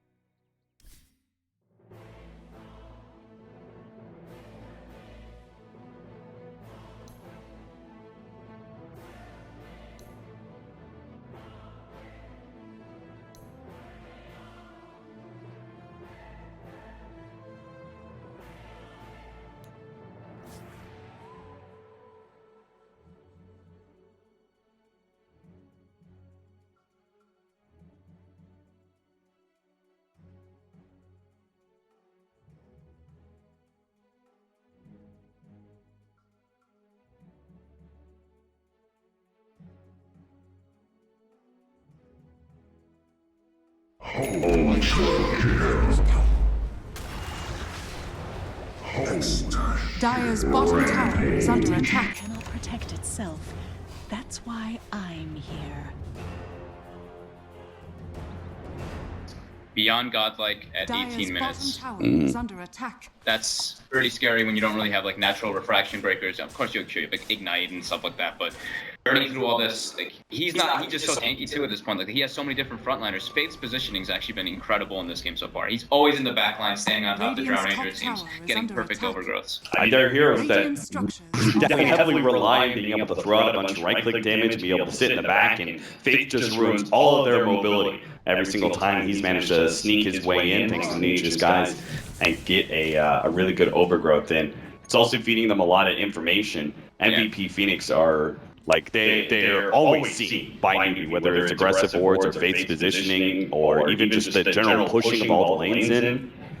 Yeah, their map control actually now at this point for MVP is like this ancient area. That's like their whole entire map control because traveling into the Radiant jungle, you know, everybody kind of knows this kind of thing. Like going in there by yourself is a death trap. Once you lose your bottom tower, once you lose your mid tower, you can't travel there. You need to do like that, what people like to call it the EG smoke, take like 4 people into your jungle to try to clear it out. But they have to just stick together completely. But at this, it just like completely benefits Newbie at this point now just because of how far an advantage they have. Yeah, you can see Newbie very clearly comfortable with being able to spread out across the map, farm pretty efficiently. They're going through individual neutral camps. They've got Juggernaut all by himself up the top lane. MVP Phoenix is going to go for that smoke now, but Faith is going to be able to, in part, ruin that smoke. KP also bounce back some of it. The counterboard doesn't quite catch Faith. They are going to be able to get him now, but it's all just a setup. KP tries to come through. Thunderstrike stops him from being able to get the blink in, but hello, SC, he's here, and he doesn't need a nuke at all. He goes straight for his support, takes him out. QO's going to be next up, easily eating through that armor, and Faith desperately trying to survive through all this, and he will. The bait gets loose, and MVP Phoenix don't even claim anything but a Slardar kill.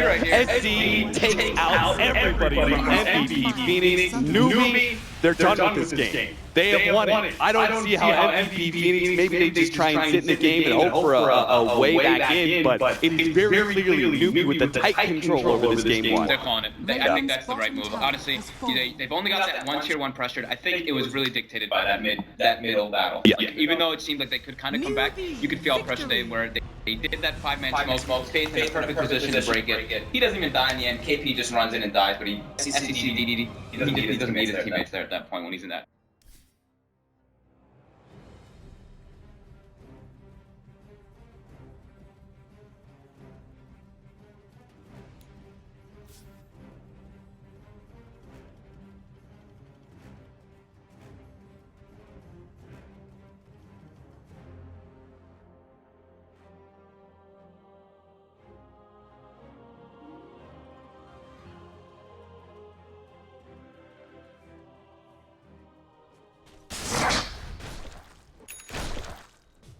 Thing for Tinker is his mana expenditure during fights is probably some of the highest of any hero in Dota.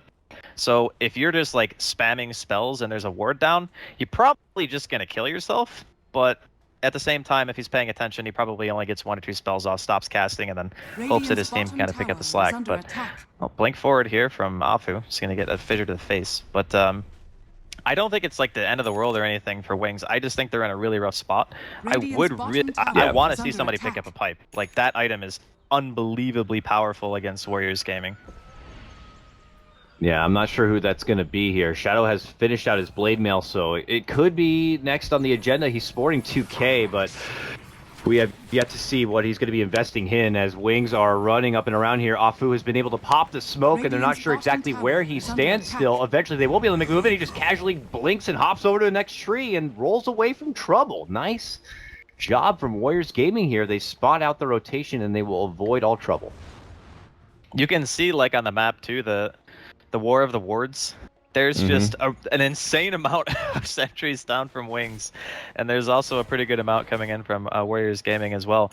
The interesting thing to note about this game is that, like, neither team is really that great at killing Roshan. Like, they can both do it, but it's not fast. Like, Luna doesn't really have that many damage items yet, so both teams are just going for straight up map control. They're not even trying to go for the Rosh. They're just trying to asphyxiate their opponent as best they can. Tinker accidentally blinking into a Sunstrike on that one. Was able to refresh and get the back, but they just annihilate and take down that tower.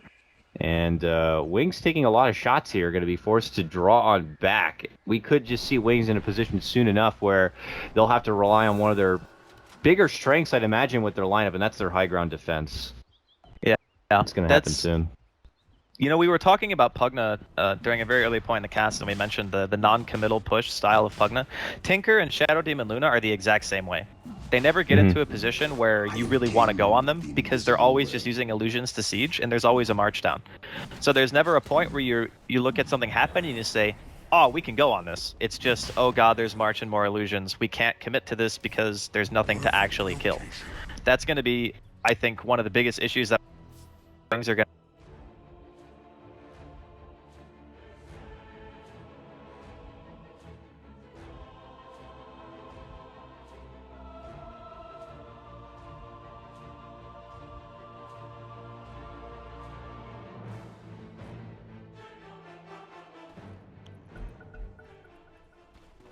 The bounty which my matriarch will prize. Yao is about halfway towards that Blink Dagger on the Slardar. Mech on the way for Moon Meander, and it looks like Weehaw maybe going for the straight-up Desolator. He's got the Blightstone, first Mithril Hammer. That'll be a huge spike in their damage output when he picks that up. Yeah, it's. I also think it's necessary actually for DC. The item has a couple of purposes in this game. The one is how much damage he does himself, but it also enables Juggernaut. It makes the Golem stronger, which is maybe like a secondary concern. But it also makes him farm faster. It's just a good all-round item on PA as long as you don't get caught. Because right now he doesn't have much in the way of defense, right? He has Blur level for sure, but he will die to a spell combo, and especially as we talked about Ursa with amplified damage, and the overpower will get to him if he gets the chance. But if you play around the periphery of the fight very well, Deso is the choice. Yeah, certainly the glass cannon choice. All about the positioning, no doubt there. LFY starting to group up about the bottom lane. All 5 congregating here, maybe thinking about a tower push of sorts. Any smokes? They do not have any smoke, so it's just going to be a lane siege. Is under attack. We see you. Moon is in pretty good position here, but he's only level 8, minute 15. This is actually a fairly low-level Darkseer. He's out-leveled by the Slardar. Not very common. And the reason this happens for Moon is DC's decision to rotate a lot as a team. To enforce, first of all, he came down to bottom to get that tier 1. Now they tried for that tier 1 defense top where they were all 5 smoke, didn't bring anything with it. And Darkseer, a hero who benefits a lot from split pushing, just hasn't been able to play that way. You want level 11 on this hero. The vacuum level 1 sucks. It's one of the worst spells in Dota. And level 4 is one of the best spells in Dota. So, what do you know? He needs to get there. Slow and steady. Looks like they won't siege too much. This has still been a pretty quiet game. 5 kills in about 16 minutes. Both sides farming, playing very safe, and again, relatively even here as we get into this mid-game. 1,500 net worth lead, 1,000 experience lead for DC. Everybody just working on that round of core items. We do have the Desolator now up on Wii. Super. I can't believe I saw that. I'm sorry, that just reminded me of a pub game, you know. Slardar is farming the dragon camp. He needs the one small dragon to have his blink, and Super just comes over and auto-attacks the dragon and steals the last. Oh, Yao got another creep, so he's fine. The blink is flying out now. He's going to get a TP scroll as well, probably. Super actually making a liar out of you here, Sind. As soon as he picked up the Dragonlance, he went back to max out take aim. Yeah, I was saying this. You go one of two ways, right? Either you go 4-4-1 or you go... You know, you can also go like 4-3-2. It's not like you have to do it, but most commonly is 4-2-4. And that the Dragonlance does play a big role in this being as good as it is. Yeah. Or if you're feeling that kind of game, you can max the headshot. All right, smoke broken. Nice spin from Resolution. Yeah, no way to initiate there on the jug. Breaks the smoke, and they'll stay safe. Maybe looking for a counterplay of their own up top. They might find the Slardar. Wii throws some daggers, uses the Phantom Strike, but now RP from Misery. Whip. Airball. And blinks away. Oh, they even stole RP. That is pretty close to worst case scenario. Now they jump back in. Soxa getting low. He drops the rock, but it's not on point. Oh no, they're just going to get a free golem here. That's a little bit of money going the way of the Dire. And they get the kill. And they still have RP. Star Blink crushing, miss. This should probably be the bottom tier 1 here for LFY, I think. Or the top one. Actually, they haven't done that much damage to either tower. Top is half health, but the bottom one is almost untouched. So it might not be able to enforce this enough. We'll see. End is moving into Ward Res, so here they have Assassination, but, well, it doesn't do damage there. Blade Fury. Well, they'll still have Omni Slash, hits level 11, and we'll just TP home as the siege commences for LFY. You know, it's one of those things, though, even though they found a kill there, these little fights aren't really that big of a deal for DC. They're still farming through it pretty effectively with the Empower buff. Yeah, the more important thing is, like, protecting their towers. I think if you start losing map control against this Dire lineup, it gets very scary to move out on the map. Just because Slardar plus Ursa can kill anyone, Slardar plus Sniper probably can kill anyone apart from PA. So you need to be very cautious with your movements, but these towers are protecting their side a lot right now. So as long as they don't lose them, they're in pretty good shape. The problem is, inevitably, the secondary Roche will also go to LFY, the way the game's looking right now. It's spawning soon, there's still a minute and a half on Golem. Sure, you're going to have RP soon on Misery, but you know it's still on Rubik too, so that's not necessarily that big of an advantage. Yeah. And as a result, they have to concede the tower, and this will also be Roche. The question is, can they get something of their own top? We'll see. A lot of damage coming into the tier 2. Still a glyph available for LFY. They'll pop it now. Some TPs coming in. Nice scan from the Radiant. They see the Slardar at least. And that'll be enough to scare them back. Is under attack. Actually, unfortunately for them, that scan was a hit. I think if that's a miss, they might get the tower. They got scared of a full rotation here, but it's only a lone slaughter while they're killing Roche, so... Unfortunate for against DC. them. They get the short end of the stick on that one. Now Super completes his Hurricane Pike, big item pickup there, and of course the Aegis going the way of the Ursa, who is very close to an Aghanim Scepter. Finishing off this Ancients, he'll be about 600 gold away. This is the item against PA for Sniper. PA's only way of really getting in on the Sniper is to commit Blink Strike. So the moment she jumps on you, you can pike away and buy yourself 5 seconds, and that could easily be enough to get the assistance of your team. You just need some sort of lockdown and space. Sniper is all about spacing, because he obviously has a big init range advantage. So as long as he can play on that type of fight, he will be favored in most matchups. Even against someone like PA, where you're going to miss a lot of hits, you still have your spells, which are really good. PA doesn't like being stuck in shrapnel or getting assassinated. You don't have health pool for that. Yeah. So, just needs to not get one-shot KO'd basically by a jump from her or Mag. And that 2k net worth lead we saw for DC is now going by the wayside. LFY starting to take control as they group up once again, all 5 in the top lane, looking to put this Aegis to good use. Finish off the last remaining tier 1 tower for DC. It looks like DC won't even bother to defend this. Already at half HP, they'll have a free glyph, but they're going to take the aggressive approach. They'll try to split push themselves. Manta style up on the Juggernaut, Blink Dagger up on the Magnus. They will put some pressure on this tier 2 mid. And of course the thing that we probably haven't stated enough is the importance of Empower in this type of game. Like if the game doesn't... Oh, Rezo will get jumped. He actually wasn't fast enough on the spin. Nice RP though. On 2, very nice. They've got the follow-up as Weeha jumps in, brings down the Rubik, brings down the Slardar. Beautifully done. DC get 2 quick picks. They do indeed lose that top tier 1. They get a lot of damage into this tier 2 mid. They still have the Golem, and they could reinitiate Xiao 8. He pops too far forward. Juggernaut getting credit for that one with the Omni Slash. From 2 to 3 as DC strike back and claim this tier 2 tower mid. They might be able to go high. No, they're going to go bottom. Okay, they're going to play it safe. They still have the Golem, so I think DC can keep pressure on. Yeah, this was a very, very good move from them. I'm wondering if Rezo was actually baiting them there by not spinning that Slardar stun. He wanted them to come in to set up Misery for that RP. And what I was getting at is if LFY don't accomplish enough, this Empower will naturally just keep DC in the game because they have 3 heroes that benefit from it, right? Mag himself, the Jugger, and the PA. A little bit of pressure from End. Will probably force them away. Moonmeaner's thinking about it. He's only level 9, man. He's so low level, minute 21 on this Darkseer. Yeah, very wants some blood surprising. here. He's gonna maybe get his own. Ooh, vacuum back. Right, he will live. Yeah, just fine. Being more conservative with the Golem Rock now. Still 2 minutes left on the Aegis, so they've got some time here. Blink Dagger now out on the Juggernaut. I do like this pickup. You know, you see it some games, and this is one where it makes a lot of sense. You know, jump in the back line if you can catch the sniper. Very effective item on Jug if you can use it properly. It's a lot more popular now than it used to be. I feel like it comes in waves. Like there have been windows in the past when it's been a popular pickup, but it doesn't seem to stick around, you know.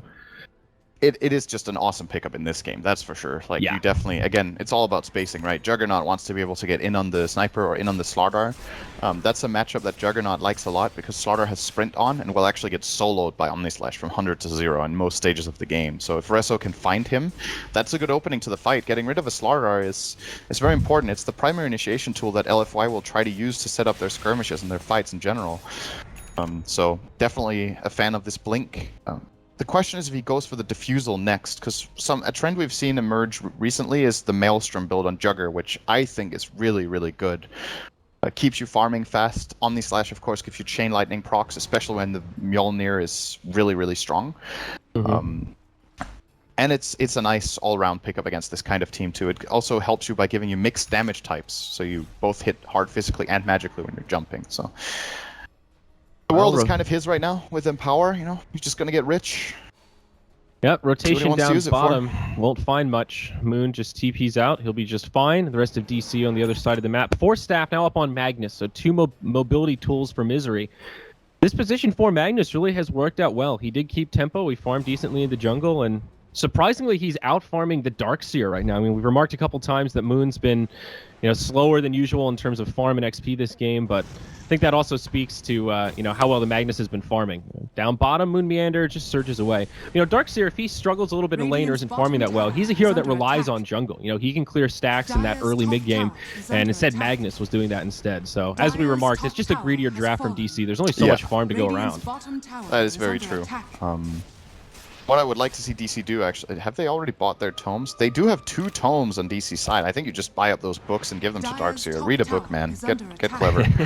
Because that will almost give him level 11, actually. I'm surprised they haven't taken advantage of that. Man, Rezo is pushing this to the limit. Top. He's going to force a rotation from Sniper, and actually he's going to jump on him. Oh my, he gets him with the Omni Slash. I don't think he finds the kill here, but pushes Super pretty far back. Assassinate will do some damage, times it just about perfectly. He gets half damage on the tower. If Resolution can survive here, this is a great little play. He blinks away, but Yao still in hot pursuit, has sprint on. Juggernaut will make it out. Very nice. The good old run the obvious path juke. That will often work, because in many situations like this, the pro players will expect some sort of a clever sidestep, but actually just ran straight through the tree line. All right, works out pretty nicely. That's a lot of damage on the tier 3, pretty much for the cost of just an Omni Slash. I think they'll take that. BKB also now up on the PA. That's a 10-second charge, ready to rock and roll. Very, very always big scary. Item. Yeah, at this stage of the game, no doubt. Oh, they're gonna lift Moon. Oh, yes, Blink. He actually didn't get Fate Bolted there by DDC. A bit of a mistake. Could have definitely bolted him there in the lift. Only 1 outer tower remains for the Dire, and it will stay standing as DC backs up and a reset and save it for another day. DC are definitely in a very good position in this game. I think they've got a good read on what their win condition is and how the earlier stage of the game needed to play out. It obviously didn't go ideally for them. They would have liked to have some team fights, but the ones we've had have definitely been on their terms. That's what you want. If you have a team fight lineup like this, you want to get the jump or get the key initiation that enables all of your spells to come together. And they are pushing LFY. This is the second Aegis from End that has expired. They cannot be happy with that. Like, you, as Dire here, you want to use these Aegises for sure. Right.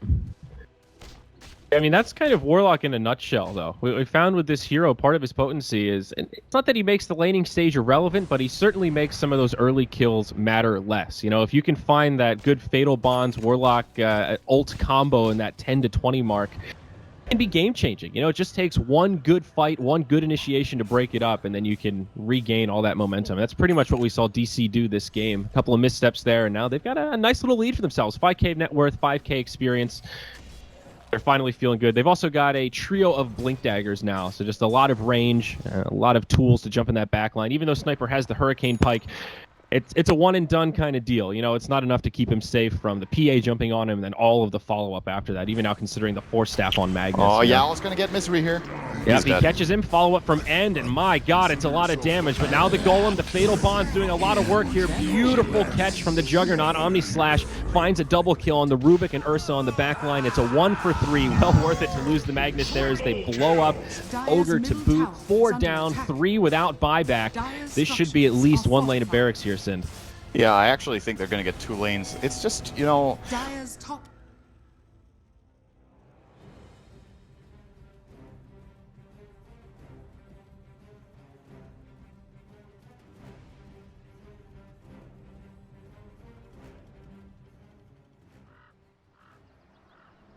Dire team pick. The whole general strat is very different right now. They're going for, I think, more team fight and catch. The last game they only had like 1 disable from the Rubik lift. This game right now they have the Cloudlurk, they have Elder Titan, they have the SD Disrupt, they have a lot of disables. So they are clearly changing up a lot of things and going for a very late game carry. Because SD Elder Titan is usually paired with a Morphling TB kind of hero. Reserve time. Or Alchemist, but Alchemist is already taken out. So I expect one of those 3 heroes to be picked here for MP. But isn't that very obvious for Virtus Pro? Like, they know exactly what MP is going to do. I mean, you know it, like, I would imagine Virtus Pro knows it as well. And they are, Virtus Pro's the early game team. They're going to crush you. Yeah, I mean, that's a sign 20 of to 30 minutes. It's a sign of a good team. They don't really care about what your enemy is doing. You're just really, really focused on what you want to do and as a team, what you're good at. And is that an attitude that you like, you admire? You like? That's how Alliance won TI3. Yeah. They don't really care about what the enemy is doing. They're just really, really focused on what they want to do and how they're going to play Dota. But you're gonna be able, you have to be able to stop NP or Virtus Pro in this case and what they are doing as well. I mean, you can't just, you know, hope that you make it to late Think about game. it this way: if you're picking in five heroes that are to support what you're doing and nothing to really counter what they're doing, then those 5 might be able to carry your strat off better than if you'd kind of half-assed it and then picked a couple of guys to That's counter like them. how EG does it. EG is really focused on counter picking the enemy or anti-strat. The Hey, enemy. There you go. You can say Don't use my lingo. Like if you have 5 heroes all on the same page doing the same thing, Yeah. as opposed to 3 heroes and then 2 to counter them, then is your strat going to be as strong? How much? I guess you have to balance between. Yeah, it depends on the team, like how you function. MP actually went for the Sven. It's not a hero that is really good with the disruption illusions, but it is a very heavy carry hero because that's what you build into the SD Cloud and Elder Titan. These 3 heroes, they take literally no farm at all from the map. So Aoi, here you go. The whole map is yours. You're gonna farm the map. And I like the last ban from VP as well. They have all really good setup for the Sunstrike. It's gonna allow MP to win their lanes, so good ban for them. So just trying to get Aoi see, big. DK. I really think they were going to take. They need a hero that doesn't take too much space for MP. So because Sven takes up a lot from the map. Yeah. They need an envy hero. I do like Sven pick up. Sure, it's a late game core, but at the same time, he is not afraid to fight early on as well. Yeah, but you need to hit like a timing. Ooh, Queen of Pain. Yeah, I like an that. early fighting hero. Like Queen of Pain is something MP picked a few times recently. Yeah. I'm not a fan of the hero, so. At the moment, I mean, she's been great in the past, but but it fits the bill. Like they need a hero that doesn't take up too much space and a hero that helps do damage with the Clockwork hookshot or the other Titan stun. So if you get a huge stun or a hookshot, there's a lot of follow-up damage. Whenever I see Sven, I always just wonder, like, he can never sleep on his side, can he? Like, he's forced to just sleep he on his back. doesn't sleep, dude. Sleep is for the weak. He's a warrior. I don't know. It must be so horrible. He's just sitting there locked. He sleeps on the beach. Up. And he digs a little hole. Yeah, and he with a little puts his bucket head and in spade. there. That's okay. That's But then he's got adorable. sand in his armor. It happens. Yeah. And Sand King's just hanging out there, just bothering him. This is once again a very solid draft from Winter MP. just ignores us completely at the top. Yeah, and let's go back to the draft. Yeah. He's like, oh, these dumb British men. Let me tell you about Dota. Carry on, please. No, ignore us. Okay, what's no one gonna play Winter? Trying to think, You're though. gonna make him play that game? I'm gonna make him play that game. He's the best at that game. It's not like there's not one clear good pick here. Should I do the question time music? I mean, they can pick for the lane like a TA to win the matchup, but TA is not that great against their heroes. I wouldn't say there's a hero that pops out to my mind right now. Oh, that hero is great for that situation right now. Which hero does good against Queen of Pain? Like I Lane. mentioned, like TA would be really good. Yeah. Pug would win the lane too. Generally, no one is on like a carry type of hero. Would like a Shadow Fiend again not be good? Decent. He doesn't. I don't think he does that well against Sven because of the wall cry. Sven is pretty good against Shadowfiend. You BKB, you run in and you pop your wall cry. There's no way Shadowfiend can actually do much to you unless the Sven is behind and Shadowfiend is ahead. Well, then you gotta really trust how your lanes is gonna. It's gonna be Temper Assassin as you mentioned. It's just like for the matchup wise, but I don't think TA is that great in general against the whole lineup of MP. So just what you think? That's a space filler? It's not a space filler. It's just how generally VP approaches their game. Like I mentioned, I always say VP is a team that puts a lot of focus on winning their lanes. They just pick heroes they can play that they're comfortable with, and they're gonna win the lane. Yeah, it's just for the matchup. It's not so much about what is the hero gonna do later against their heroes. Beautiful stuff. All right, well, this is where we ask for our closing thoughts. Before we do introduce the casters, I just want to kind of generally get the consensus that we're not expecting to see much more from NP. You've seen their draft now, Shiva. You still expect? You're not surely not the same. No, level of I defeat. think this is. I think they because they swapped it up a lot, right? This is entirely different.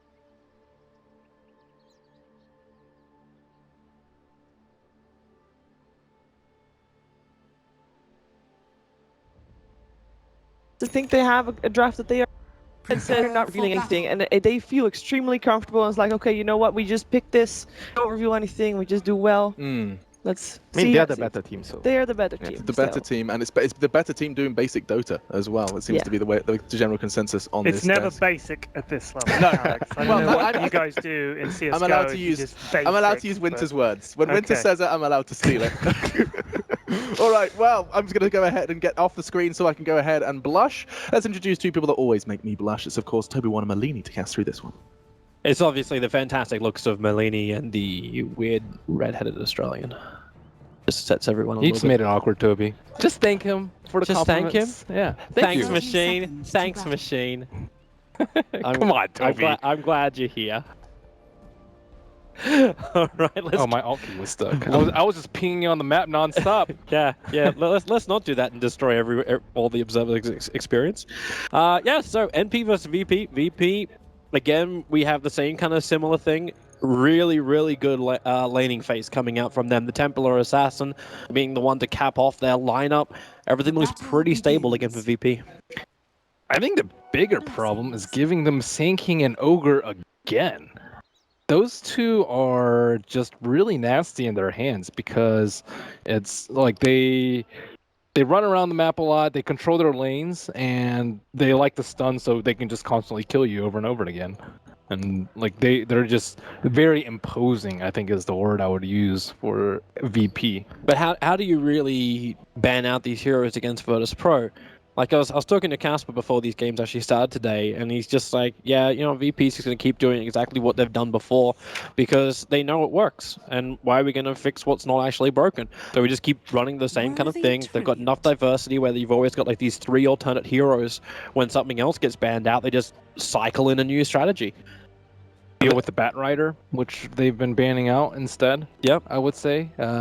This game, they didn't ban out the SD and they tried to take it themselves. I think that Ogre is a much better first pick personally against VP, but then you'd give them SD Luna. Yeah, which, that's what they're trying to avoid, right? That like can be manageable though, because if you give them that, then you can take the Sand King yourself, who is also really good versus the illusions. I think that's why VP took it in the second phase. They're like, oh, you're going to ban Sniper? Sure, I'll take Sand King. You want to pick a Manta plus a illusion hero? Okay, I'll get Ags and own all of your illusions with Caustic. And then they were severely limited in their carry choice. They had to go with a Sven who doesn't even use illusions. So now the first pick's kind of wasted. They don't have them run to pair up with it. What exactly is the SD supposed to do this game? Like right now it looks like 1437 is just tasked with saving any target which is initiated on to then try and counter initiate. That's all. There's a lot of other heroes that can do that. They can offer you a way better toolkit. Let's say like Dazzle, I would say, would be one of the heroes that I would say fulfills a. But they also role. at the first phase. Now top lane, the initiation happens, and because of Shadow Demon in the middle of all this, Savage does actually have that wonderful spirit out, a lot of damage into Ramsey. At the same time, the SD, he does eventually fall. He was the one that started everything on. There's a 1-for-1 trade-off, the Luna for the support SD, but first blood did go to the Ogre of all the heroes, and the TPs are coming back already. Yeah. One of the benefits of the Shadow Demon, though, is making the illusions of the Luna, but they can expect the TA and the Sand King to do the majority of their damage, and Luna kind of just sit in the back and reinforce everyone else. It's also one of the benefits of being Luna. She can be a hard carrier, or she can just buff everyone out and stay alive. Do you actually modify your build just because of that, knowing that you're going to get disrupted up? So like less stats or something along those lines? Because you still like want to look towards your Manta and such. You can go HOD, I would say, and stack for the TA. I guess that's one alternative that isn't stats, that helps out your team a lot. But there's not that many other builds that don't involve some sort of move speed or stats. Oh, Solo might be in a little bit of trouble. He's up a long way, and Savage does have the Spirit into Stomp combination, so they start with the Storm Bolt, into then the Stomp, and Solo body blocked up by AUI. Is there going to be enough damage with the catch so they can disrupt him up? Savage taking way too much damage from Ramses. Ramses will drop down low. AUI cannot get in range in time. And now it's actually NP who are the ones on the retreat, even though Solo is 160 life, which is like 5%, 10% of the Ogre Magi life. He's still up there hitting the Shadow Demon back. Joke's on you, Toby. This is an Ogre we're talking about. Yeah, I know. But MP feel like they can kill him, judging by their maneuver. I'm surprised our op just didn't, go somewhere else. He's like, oh, he's not going to die. We don't even need to bother watching this. Yeah, let's go down to the bot lane instead and watch like MSS versus Pasha. Oh, they have a stomp onto Luna. With the Storm Bolt. Yeah, that's it. Mega dead. I actually like this catcher early on too. Coming out from the SD, they're actually amplifying up enough that they can get through heroes like Ogre. Obviously, we just had a whole bunch of denied. Both Lil and Solo denied themselves up. So right now, the neutrals are on the same score as MP. It is important, though, for MP. Oh, Courier Snipe middle. Going in. It's been 3 minutes. It's Envy. It's Envy in a nutshell. And is he denying himself up to... That is usually not the choice for people to deny because you give them a little bit of gold, but 149. Maybe he could have walked for the Ancients. Is that worth it though for him? He's giving away 150 gold. Let's say that would take him like. He took the bottle off, right? Yeah, he did, off the chicken. Top lane, initiation, going to go on AUI, they drag him back, but the stomp here again from Savage creates more space. They all look very tired and asleep, but Luna, the catcher, is on him, combining it with the Shadow Poison. Ramsey makes a break for the tree line, and he'll actually go down. Now it's Solo trying to help out. Eternal Envy's rotated up here too, so Virtus Pro, they're outnumbered. Lil needs to help out somehow with the Fade Bolt. It's just not doing enough work. They do kill this Ven, thanks to Lil, but now Envy is on the hunt. It's a double kill for the SD, but it's Lil trapped in the tree line. His TP's coming off cooldown now. There's no mana for a disruption, but he's not going to attempt the TP. Does as much damage as possible and then accepts his fate. That's another benefit of Envy, though, dying right when he did. If he dies in neutral, that's be 6-7 more seconds, which I think he would have made the fight on time, and MSS gonna take a spill as every hero has just kind of went to a different lane at this point. Yep. I'm wondering though if it's really worth it for Envy. Like his mid lane wasn't going well. He's 11 CS now. Didn't get any of the kills. They were just supports. But no one's sitting at 28 for 10 on that Templar Assassin. Yeah, it is risky for Queen, especially before like let's say 6-7. When I think she really gets strong, and Solo is kind of just making sure she can't come really back, do anything. And on top of that, the mid tower is almost dead. It's at under 500 HP due to the constant beatdown from the Templar Assassin. Yeah, and TA's in a fantastic spot too. Like, yeah, you had the courier sniped out, so this didn't bring everything back. But now, we've actually got the courier back up. The bottle's on the way. Middle is missing. And it looks like that's actually the full Ring of Aquila as well for TA. So while these items being missing is a bit of a pain in the butt, he can always just come back. There's 2 Observer Wards down on top of that tower as well. And Lil, 1437, gonna maybe walk into on top. That was a close encounter, and looks like he will be able to stop the pool from happening. Just messing around with the SD. This is not usually how teams handle this spend too. Oftentimes they ditch AUI safe lane and let him farm with the HOD and stack Ancients and get huge. He takes him out at maybe 8 or 9 minutes, maybe even slightly earlier sometimes if he has free farm. Yep. And this game, he still doesn't even have treads. He is struggling, and he takes up a lot of space on the map, but only if he has HOD, because otherwise who's going to be able to stack the Ancients? No one's even like SD, Fire Strike, are they going to go straight through the tree lines? They want vision first. So Lil will get the pickup, throw him down. They know that Stomp's on their way, and they'll create a little bit of space. MSS with a great rotation. Hook shots in. Lil as well as Pasha. They split up while Pasha, stunned up as the SK, goes down the Battery Assault. It will allow Lil to escape. That was a little bit of poor communication by MP. I like how all their cores are TPing in, but they could have gotten a +1 there if Clockwork just stuck on the Rubik. And then because they could have realized that the Sven would have been able to kill the Sand King. But Sand King's one of those heroes that you kind of expect might always be able to survive. He actually does not have any points in a Sandstorm in this game, so it looked like it was an anti-Rubik thing last game, and maybe an anti-ranged skill build that he did. So I like that he's super flexible with the Sand King build, and he kind of just like has that threat in them. Like the supports have to constantly buy sentries and stuff because he did it last game. And MSS, he's not going to be able to get close enough to actually hit onto Ramsey. But again, VP have done the same kind of thing. Chip away at the tower and then just open it up for another maneuver. And MP have to commit multiple heroes to try and stop it. Like Envy comes back to try and hold this mid tower, but that's a double damage rune on a Templar Assassin. Envy cannot fight that. At least he has the Bassi for a little bit of armor so he doesn't get destroyed. He's sitting at, what, 6 armor? It's decent at this point in time, but the problem is he is underfarmed and does not have any treads at the moment. Underfarmed behind, like 2.3k to 4k net worth. And nice deny coming out from Envy, even with the DD, and don't think he had refracting charges at that point, but Radiant has used scan. Yeah, they scanned the mid lane, but it would have captured anyone that was sitting in the tree line behind the tier 1 tower. Had the Observer Ward down near the Ancient, so they kind of saw it anyway. They were looking for the Invis Clock. And now, because it turned up positive or negative, I guess green is kind of deceptive. It turned up that there were no heroes there, so they assumed that he's on bottom. Yep. And they're making the correct play by playing very safe. No one in a little bit of trouble. He's right underneath the obs and the sentry too, so there's not even a meld dodge available to him, but that hookshot needs to get there, and they can't get far enough over. That's some really good game sense by no one right there. He knows that MSS would try and rotate back to the mid, but he would have to come from the bottom side. So to dodge the range of the super long range hookshot, he goes to the north side. Like VP are just on top of their game right now. And they're having everything going their way. Like Ramsey's about to take up a nice easy stack, which Solo's prepared for him too. That's after they bring down the tier 1 tower. The advantage of NP is their D push is still quite good. Like just Elder Titan himself already makes the pushing quite difficult. It's just too much of an easy setup for MSS. You get that sleep out with a stomp. MSS just jumps in with hookshot, then quick follow-up from the rest of MP. But they need to make space for AUI. Yeah, they pinged out this tree. VP, they know that this tree is actually hurting them a lot. The one that's next to that observer ward. They can't actually see into the Ancients with that ward. The sentry doesn't reach over. Yeah, but the observer ward doesn't see anything. It's really blind as to what's going on.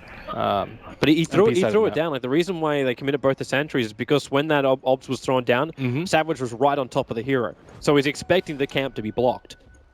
So they actually just soak up so much money through the sentry wards, and they don't get the D ward. Now hookshot over, nice catch, catching Solo out.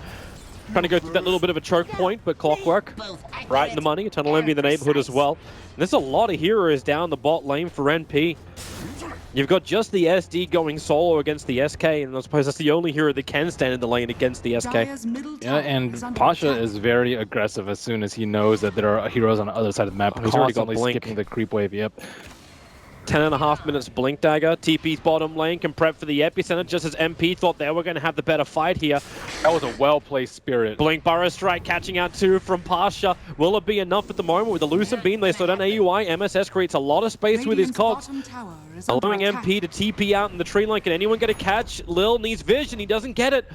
And the Stomp will help create even more space. Savage really on the money on that ET.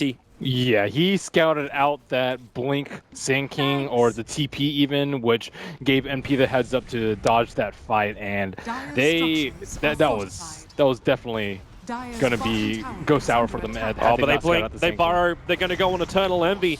They're thinking about a defensive disruption, but instead it's gonna be the Purge over on the SK. They take away all of his mana. The Sven's already down, AUI being exploded by the TA. They actually managed to avoid the hook shot, and now with the Burrow Strike and the Eclipse sitting around, they're all so low, Virtus Pro. All of them so down. Pasha blinks away. He'll dodge the last attack from the tower. The Spirit's looking for him, but they stun up Savage. Pasha's still waiting. Ramsey doesn't know if he wants to come back. The Spirit's making a re-entry back into Savage to give them the movement speed to get away, and Solo gets cold burned again. MSS in close, but Solo, now he's solo. 150 on him. They're getting away. Virtus Pro, they are the walking dead at the moment, but the dead are crushing NP.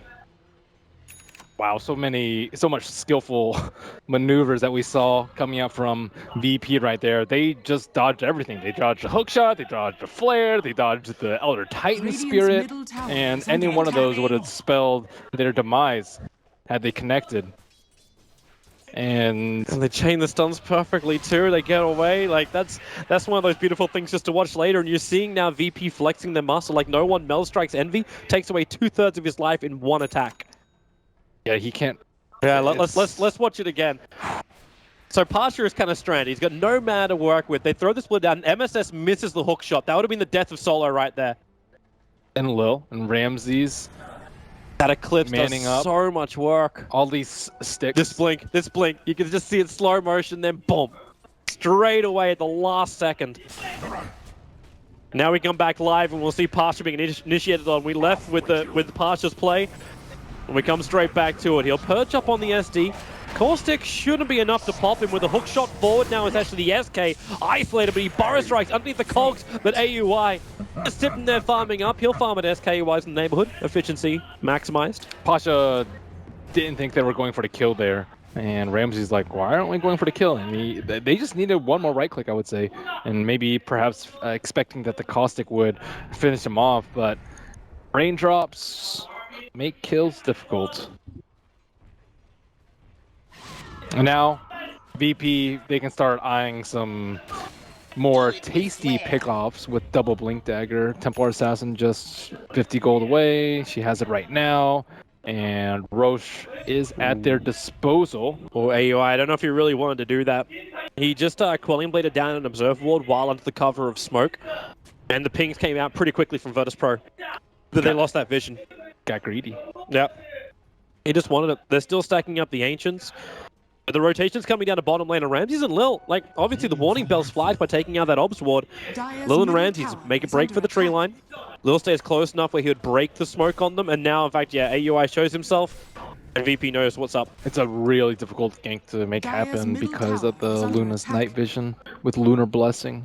Like, if it pops, they can't see anyone. They have to drop a flare, drop a spirit, and that is more than enough time for VP to escape unless this is Solo better. The Observer Ward right into them. Yep, that was not for the Sword at all, but get the stuns down. AUI is even going to commit God Strength. They want this kill quickly. Solo's still hit. Walking away, they need more damage. The hit Spirit. Clock get close enough, so it's a double kill for Lil. Clock still hasn't managed to catch up to Solo, and now he's isolated. They're TPing back to the tier 2 tower. The cogs will drop down, but MSS is on the run. He's lost the rest of his entire team. But the first stun, the follow-up stun, Lil's got his control of cooldown in 1 second time, and there it is. He gives a double kill to no one. In fact, he ended up taking what? So Rubik got 2, TA got 2, and MP got scored. Maybe even Envy. He's not out of the woods yet. Lil's trying to scat him out. Shadow Poison. Look at his items, though. He's going for the chicken kill, and he knows that it's on his way back. Wait for it. Wait for it. He's going to kill that very cute dog, and he just Sonic Waves it. Committal. Blink up. Starts his TP. Underneath the tower, Lil doesn't have mana. So no mana for telekinesis. Couldn't catch him out anyway. 2 chick kills, 0 hero kills. Set life for Envy. He's trying to get them back in the game economically. However, and you can see how far he is behind no one. The net worth, he's almost 3 times as rich. Oh, no one. Nice hook shot. MSS, they needed this with the dust as well. No one fights his way out of the cogs. They need to finish the job, however. They have enough damage. The Templar Assassin will drop. That's such a great kill. That's the one kill of Eternal Envy, and it's the big one. 660 gold for it. Yeah, and it's on the TA. And TA was just spiraling out of control. And her being like way more farmed than the Sven is a... It's really problematic because then the Warcry is just not going to be that effective in saving anyone from the melt. However, with that, we can pick up some more items. I'm not really sure what you go for as a Queen of Pain. Normally it's the Orchid if you're ahead, but now there's like a 4-staff on the Sand King. There's a Blink on Rubik. It's just not that easy for him to actually get picks with. Is it worth him just going for something more like the Aghanim Scepter, like that lane tempo controller? Like go like Ags and Lincolns and then just wait for the late game when maybe you can get a Scythe? He's picking up a Oblivion Staff now, so it looks like he's going to lock himself into the Orchid. Yeah, I'm just worried about him dying versus the TA very, very quickly. Oh, it's a good thing to worry about. Pass just slide-style blinks around Savage's Stomp. Well, Queen of Pain, Eternal Envy, still had that haste rune bolted up, so he triggers it and walks away. So the maneuver from VP doesn't end with a kill. Does start pushing MP back to their side of the river. So that one kill was like almost a 2,000 gold swing in favor of NP, so something's looking up for them. Maybe if they get a team wipe close to the Roche Pit, which they are defending so heavily, they can equalize this net worth. No one scouting things out for them. Lil smoked behind. Yeah, he's looking to come in close, gets very close to AUI, but loses the vision up the hill. But MP still got a lot of men on the ground around this point, and they're going to find SD sitting in the tree line. Well, that's ugly. That's a wilting rose. And now this opens up VP, where they may feel they got enough confidence to start on Roshan. They still have the issue of ET, Spirit into Stomp, and ET Split is a real issue. Same with MSS's Hookshot and consistent scouting with Rocket. They have Observer Wards on the east side, though, inside the lane, so that they know that these 2 heroes are over there. They don't know their exact positioning, however, and they do have to be aware of the Hookshot. Maybe a hero might stand on the right side of Splitter. That actually may even... Oh, kill by Radiant. Templar Assassin grabs the Aegis, and instantly no one blinks up looking for the kill. But already MP have fallen back. So lost control of Rose. Ancients kind of slowly going the way of VP's control wrested from NP's grasp, and I just don't see this Queen of Pain getting back into the game though. Like Queen of Pain is just too poor. Like every time go in a team fight, you just have to be deathly afraid of TA just Pasha found him too. You. Blink is off cooldown at the moment, starts the epicenter, but Lil holds Queen of Pain in position. He buys as much of the second Oblivion staff as possible, but it's still a dead Envy. Yeah, I honestly don't know what to go for. Maybe, any of the items just sound like not that great. I was saying maybe Veil, but the problem is Sven does very little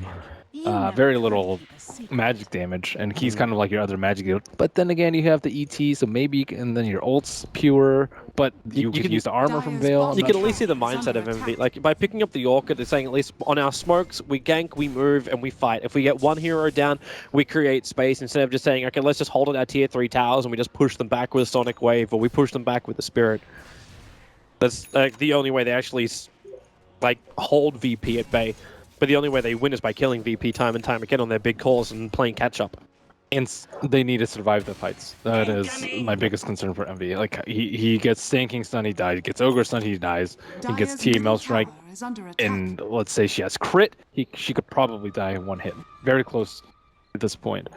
And I guess they have Warcry. She needs to make sure that she gets a Warcry buff. Dire has used Scan, very. It's just not very unsurprising that VP are just perched at the Ancient. Okay, no one's already counted Envy.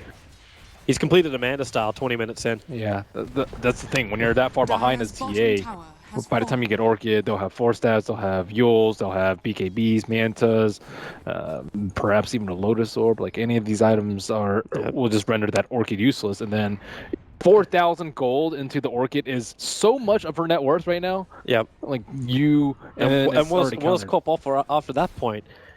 Like you sit there, it's like, well, okay, I Sonic Wave, but even if your timing is wrong, you can hit Refraction of Templar Assassin. She can snipe chickens. Two chicken kills. Yeah. EE, Chicken Hunter. That's a lot of gold. Come on. That's or you kill Templar Assassin to get so much more. But right now, it's MP, you have to be on the defense. They're still not TP'd back yet, so VP, they start their push. The Spirit Stomp again being available. This will slow down the attack, but it's definitely not going to stop it. I need to bring everyone is back. Watching AUI with that Blink Echo Saber of his. They need to kill Luna, but Luna has a Hurricane Pike, so now anyone that gets 4-stepped can easily be saved by either Luna or Pasha. And the Spirit Stomp also missed on no one. They can't even catch him. They jump in, you Stormbolt to start over on the Templar Assassin, just blinks in, goes on AUI, Eternal Envy. He's not certain he wants this one. He got the Shadow Strike over on the Templar Assassin, so at least there's not that many defensive charges, but then Pasha! Oh, MSS! He gets disintegrated. The defensive disruption too. Is it going to be enough to actually get away? Pasha, Envy's jumping out for the kill, but the Yule Scepter up with the Eclipse. Ramsey kills up Eternal Envy again. Pasha on a Beast of Life retreats out. The Clockwork brought back, but he also won't find his opening. And VP take the mid-ranks, force buybacks, get kills, and lose nothing of value. Did you see that blink dodge by Pasha? That was a melee range Stormbolt. He had very little time to react there. And he baited Envy to blink downhill, and that was his death. But Pasha, that's his second great blink dodge of the game. Well, we get to see him. We'll start making a highlight clip again of all that stuff. And his maneuverability has been absolutely wonderful, but NP also fed the beast. They let Pasha have so much space on that lane. All right, so we're going to get to try out something really cool here. We're actually going to watch what Pasha was doing with this replay. So this is his perspective of that last fight. He gets an Epi, Sand King just owns the clock. But at this point, he got 4-step. 4-step down. Okay. I thought it was a blink. It was at least his own 4-star, but Ramsey's, like this Yule Scepter timing with the Eclipse, like Pasha made it feel like EE had a chance. Yeah, if he's just a little bit too underfarmed though. Like if he had a little bit more int, so his right clicks hit just a little bit harder, and had a little bit more spell damage from that intelligence, then like maybe he would have gotten that kill. But it's just unfortunate that it's a situation that Quap is in, that she is just really far behind. Like the experience graph is way worse than actually they're both the Yeah, the graphs are pretty high up. There's no spinning that to make it sound good for NP. NP have to climb a mountain at the moment. That's pretty much it. Radiant in a scan behind them, so VP just making sure there's no shenanigans from NP. Yeah. They do have the Orchid over on EE. So this is one upside. The downside is almost every single hero is a counter to the Orchid already. And the hookshot, which they are kind of heavily relying on. MSS on the south side, maybe looking for a hookshot. Solo is the scout. He doesn't want Solo. He can't kill Solo. No.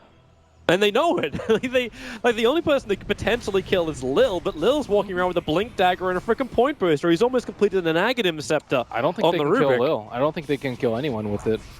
2 Force Staffs, they have the Butterfly on They have to Templar try. Assassin. At least they get like a Luna to fight for their cause. That's one small upside. This is a fight you know you're going to lose if you hookshot in. Like, you know you're probably going to get team wiped unless... But he's going to be the space creation, right? That's No. The AUI! He goes in, but the SD Disruption, it went the same time as Ven initiated. Solo is at least isolated here, but with the Force Staff and Burrow striking from Pasha, he caught Savage, he caught Rose, and MP are completely caught. Pasha will come in, that Epicenter, it still wasn't even used, but no one does so much damage. The Butterfly, AUI can't even hit him right now. No one is untouchable. And you got MSS trapped on the front lines. Buybacks are coming in from MP, but this feels like desperation. MV blinks forward, no one waits, and then 2 hits down the SD, moves on to NV. It's a rampage, and it really is the game. AUI is stranded between everything. The only upside is the fact it's only a Luna and a TA. The downside is it's the Luna and the TA. They're still alive for Virtus.pro, so AUI tries to be a man, but it's just not manly enough. Too many rampages, and MP will lose their first game to Virtus.pro 2-0 in an insanely convincing fashion. So we just got Virtus.pro 5 rampages by the same person in 2 games. 5. Yep.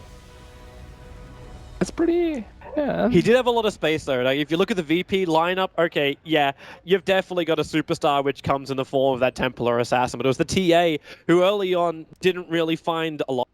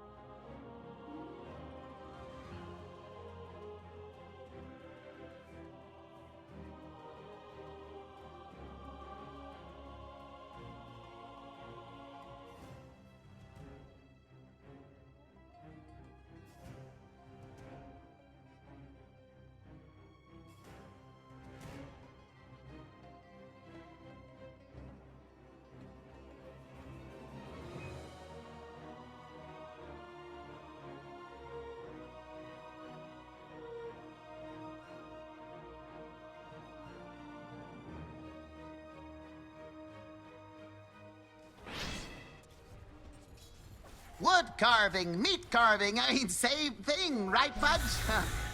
You'd think you'd be able to smell Pudge if you were really that close to him, but not quite. Now Kinetic Misery's actually in field. trouble. Gonna get a glimpse here. Maybe it's level coming 1 out. Glimpse. EDC can't get in range.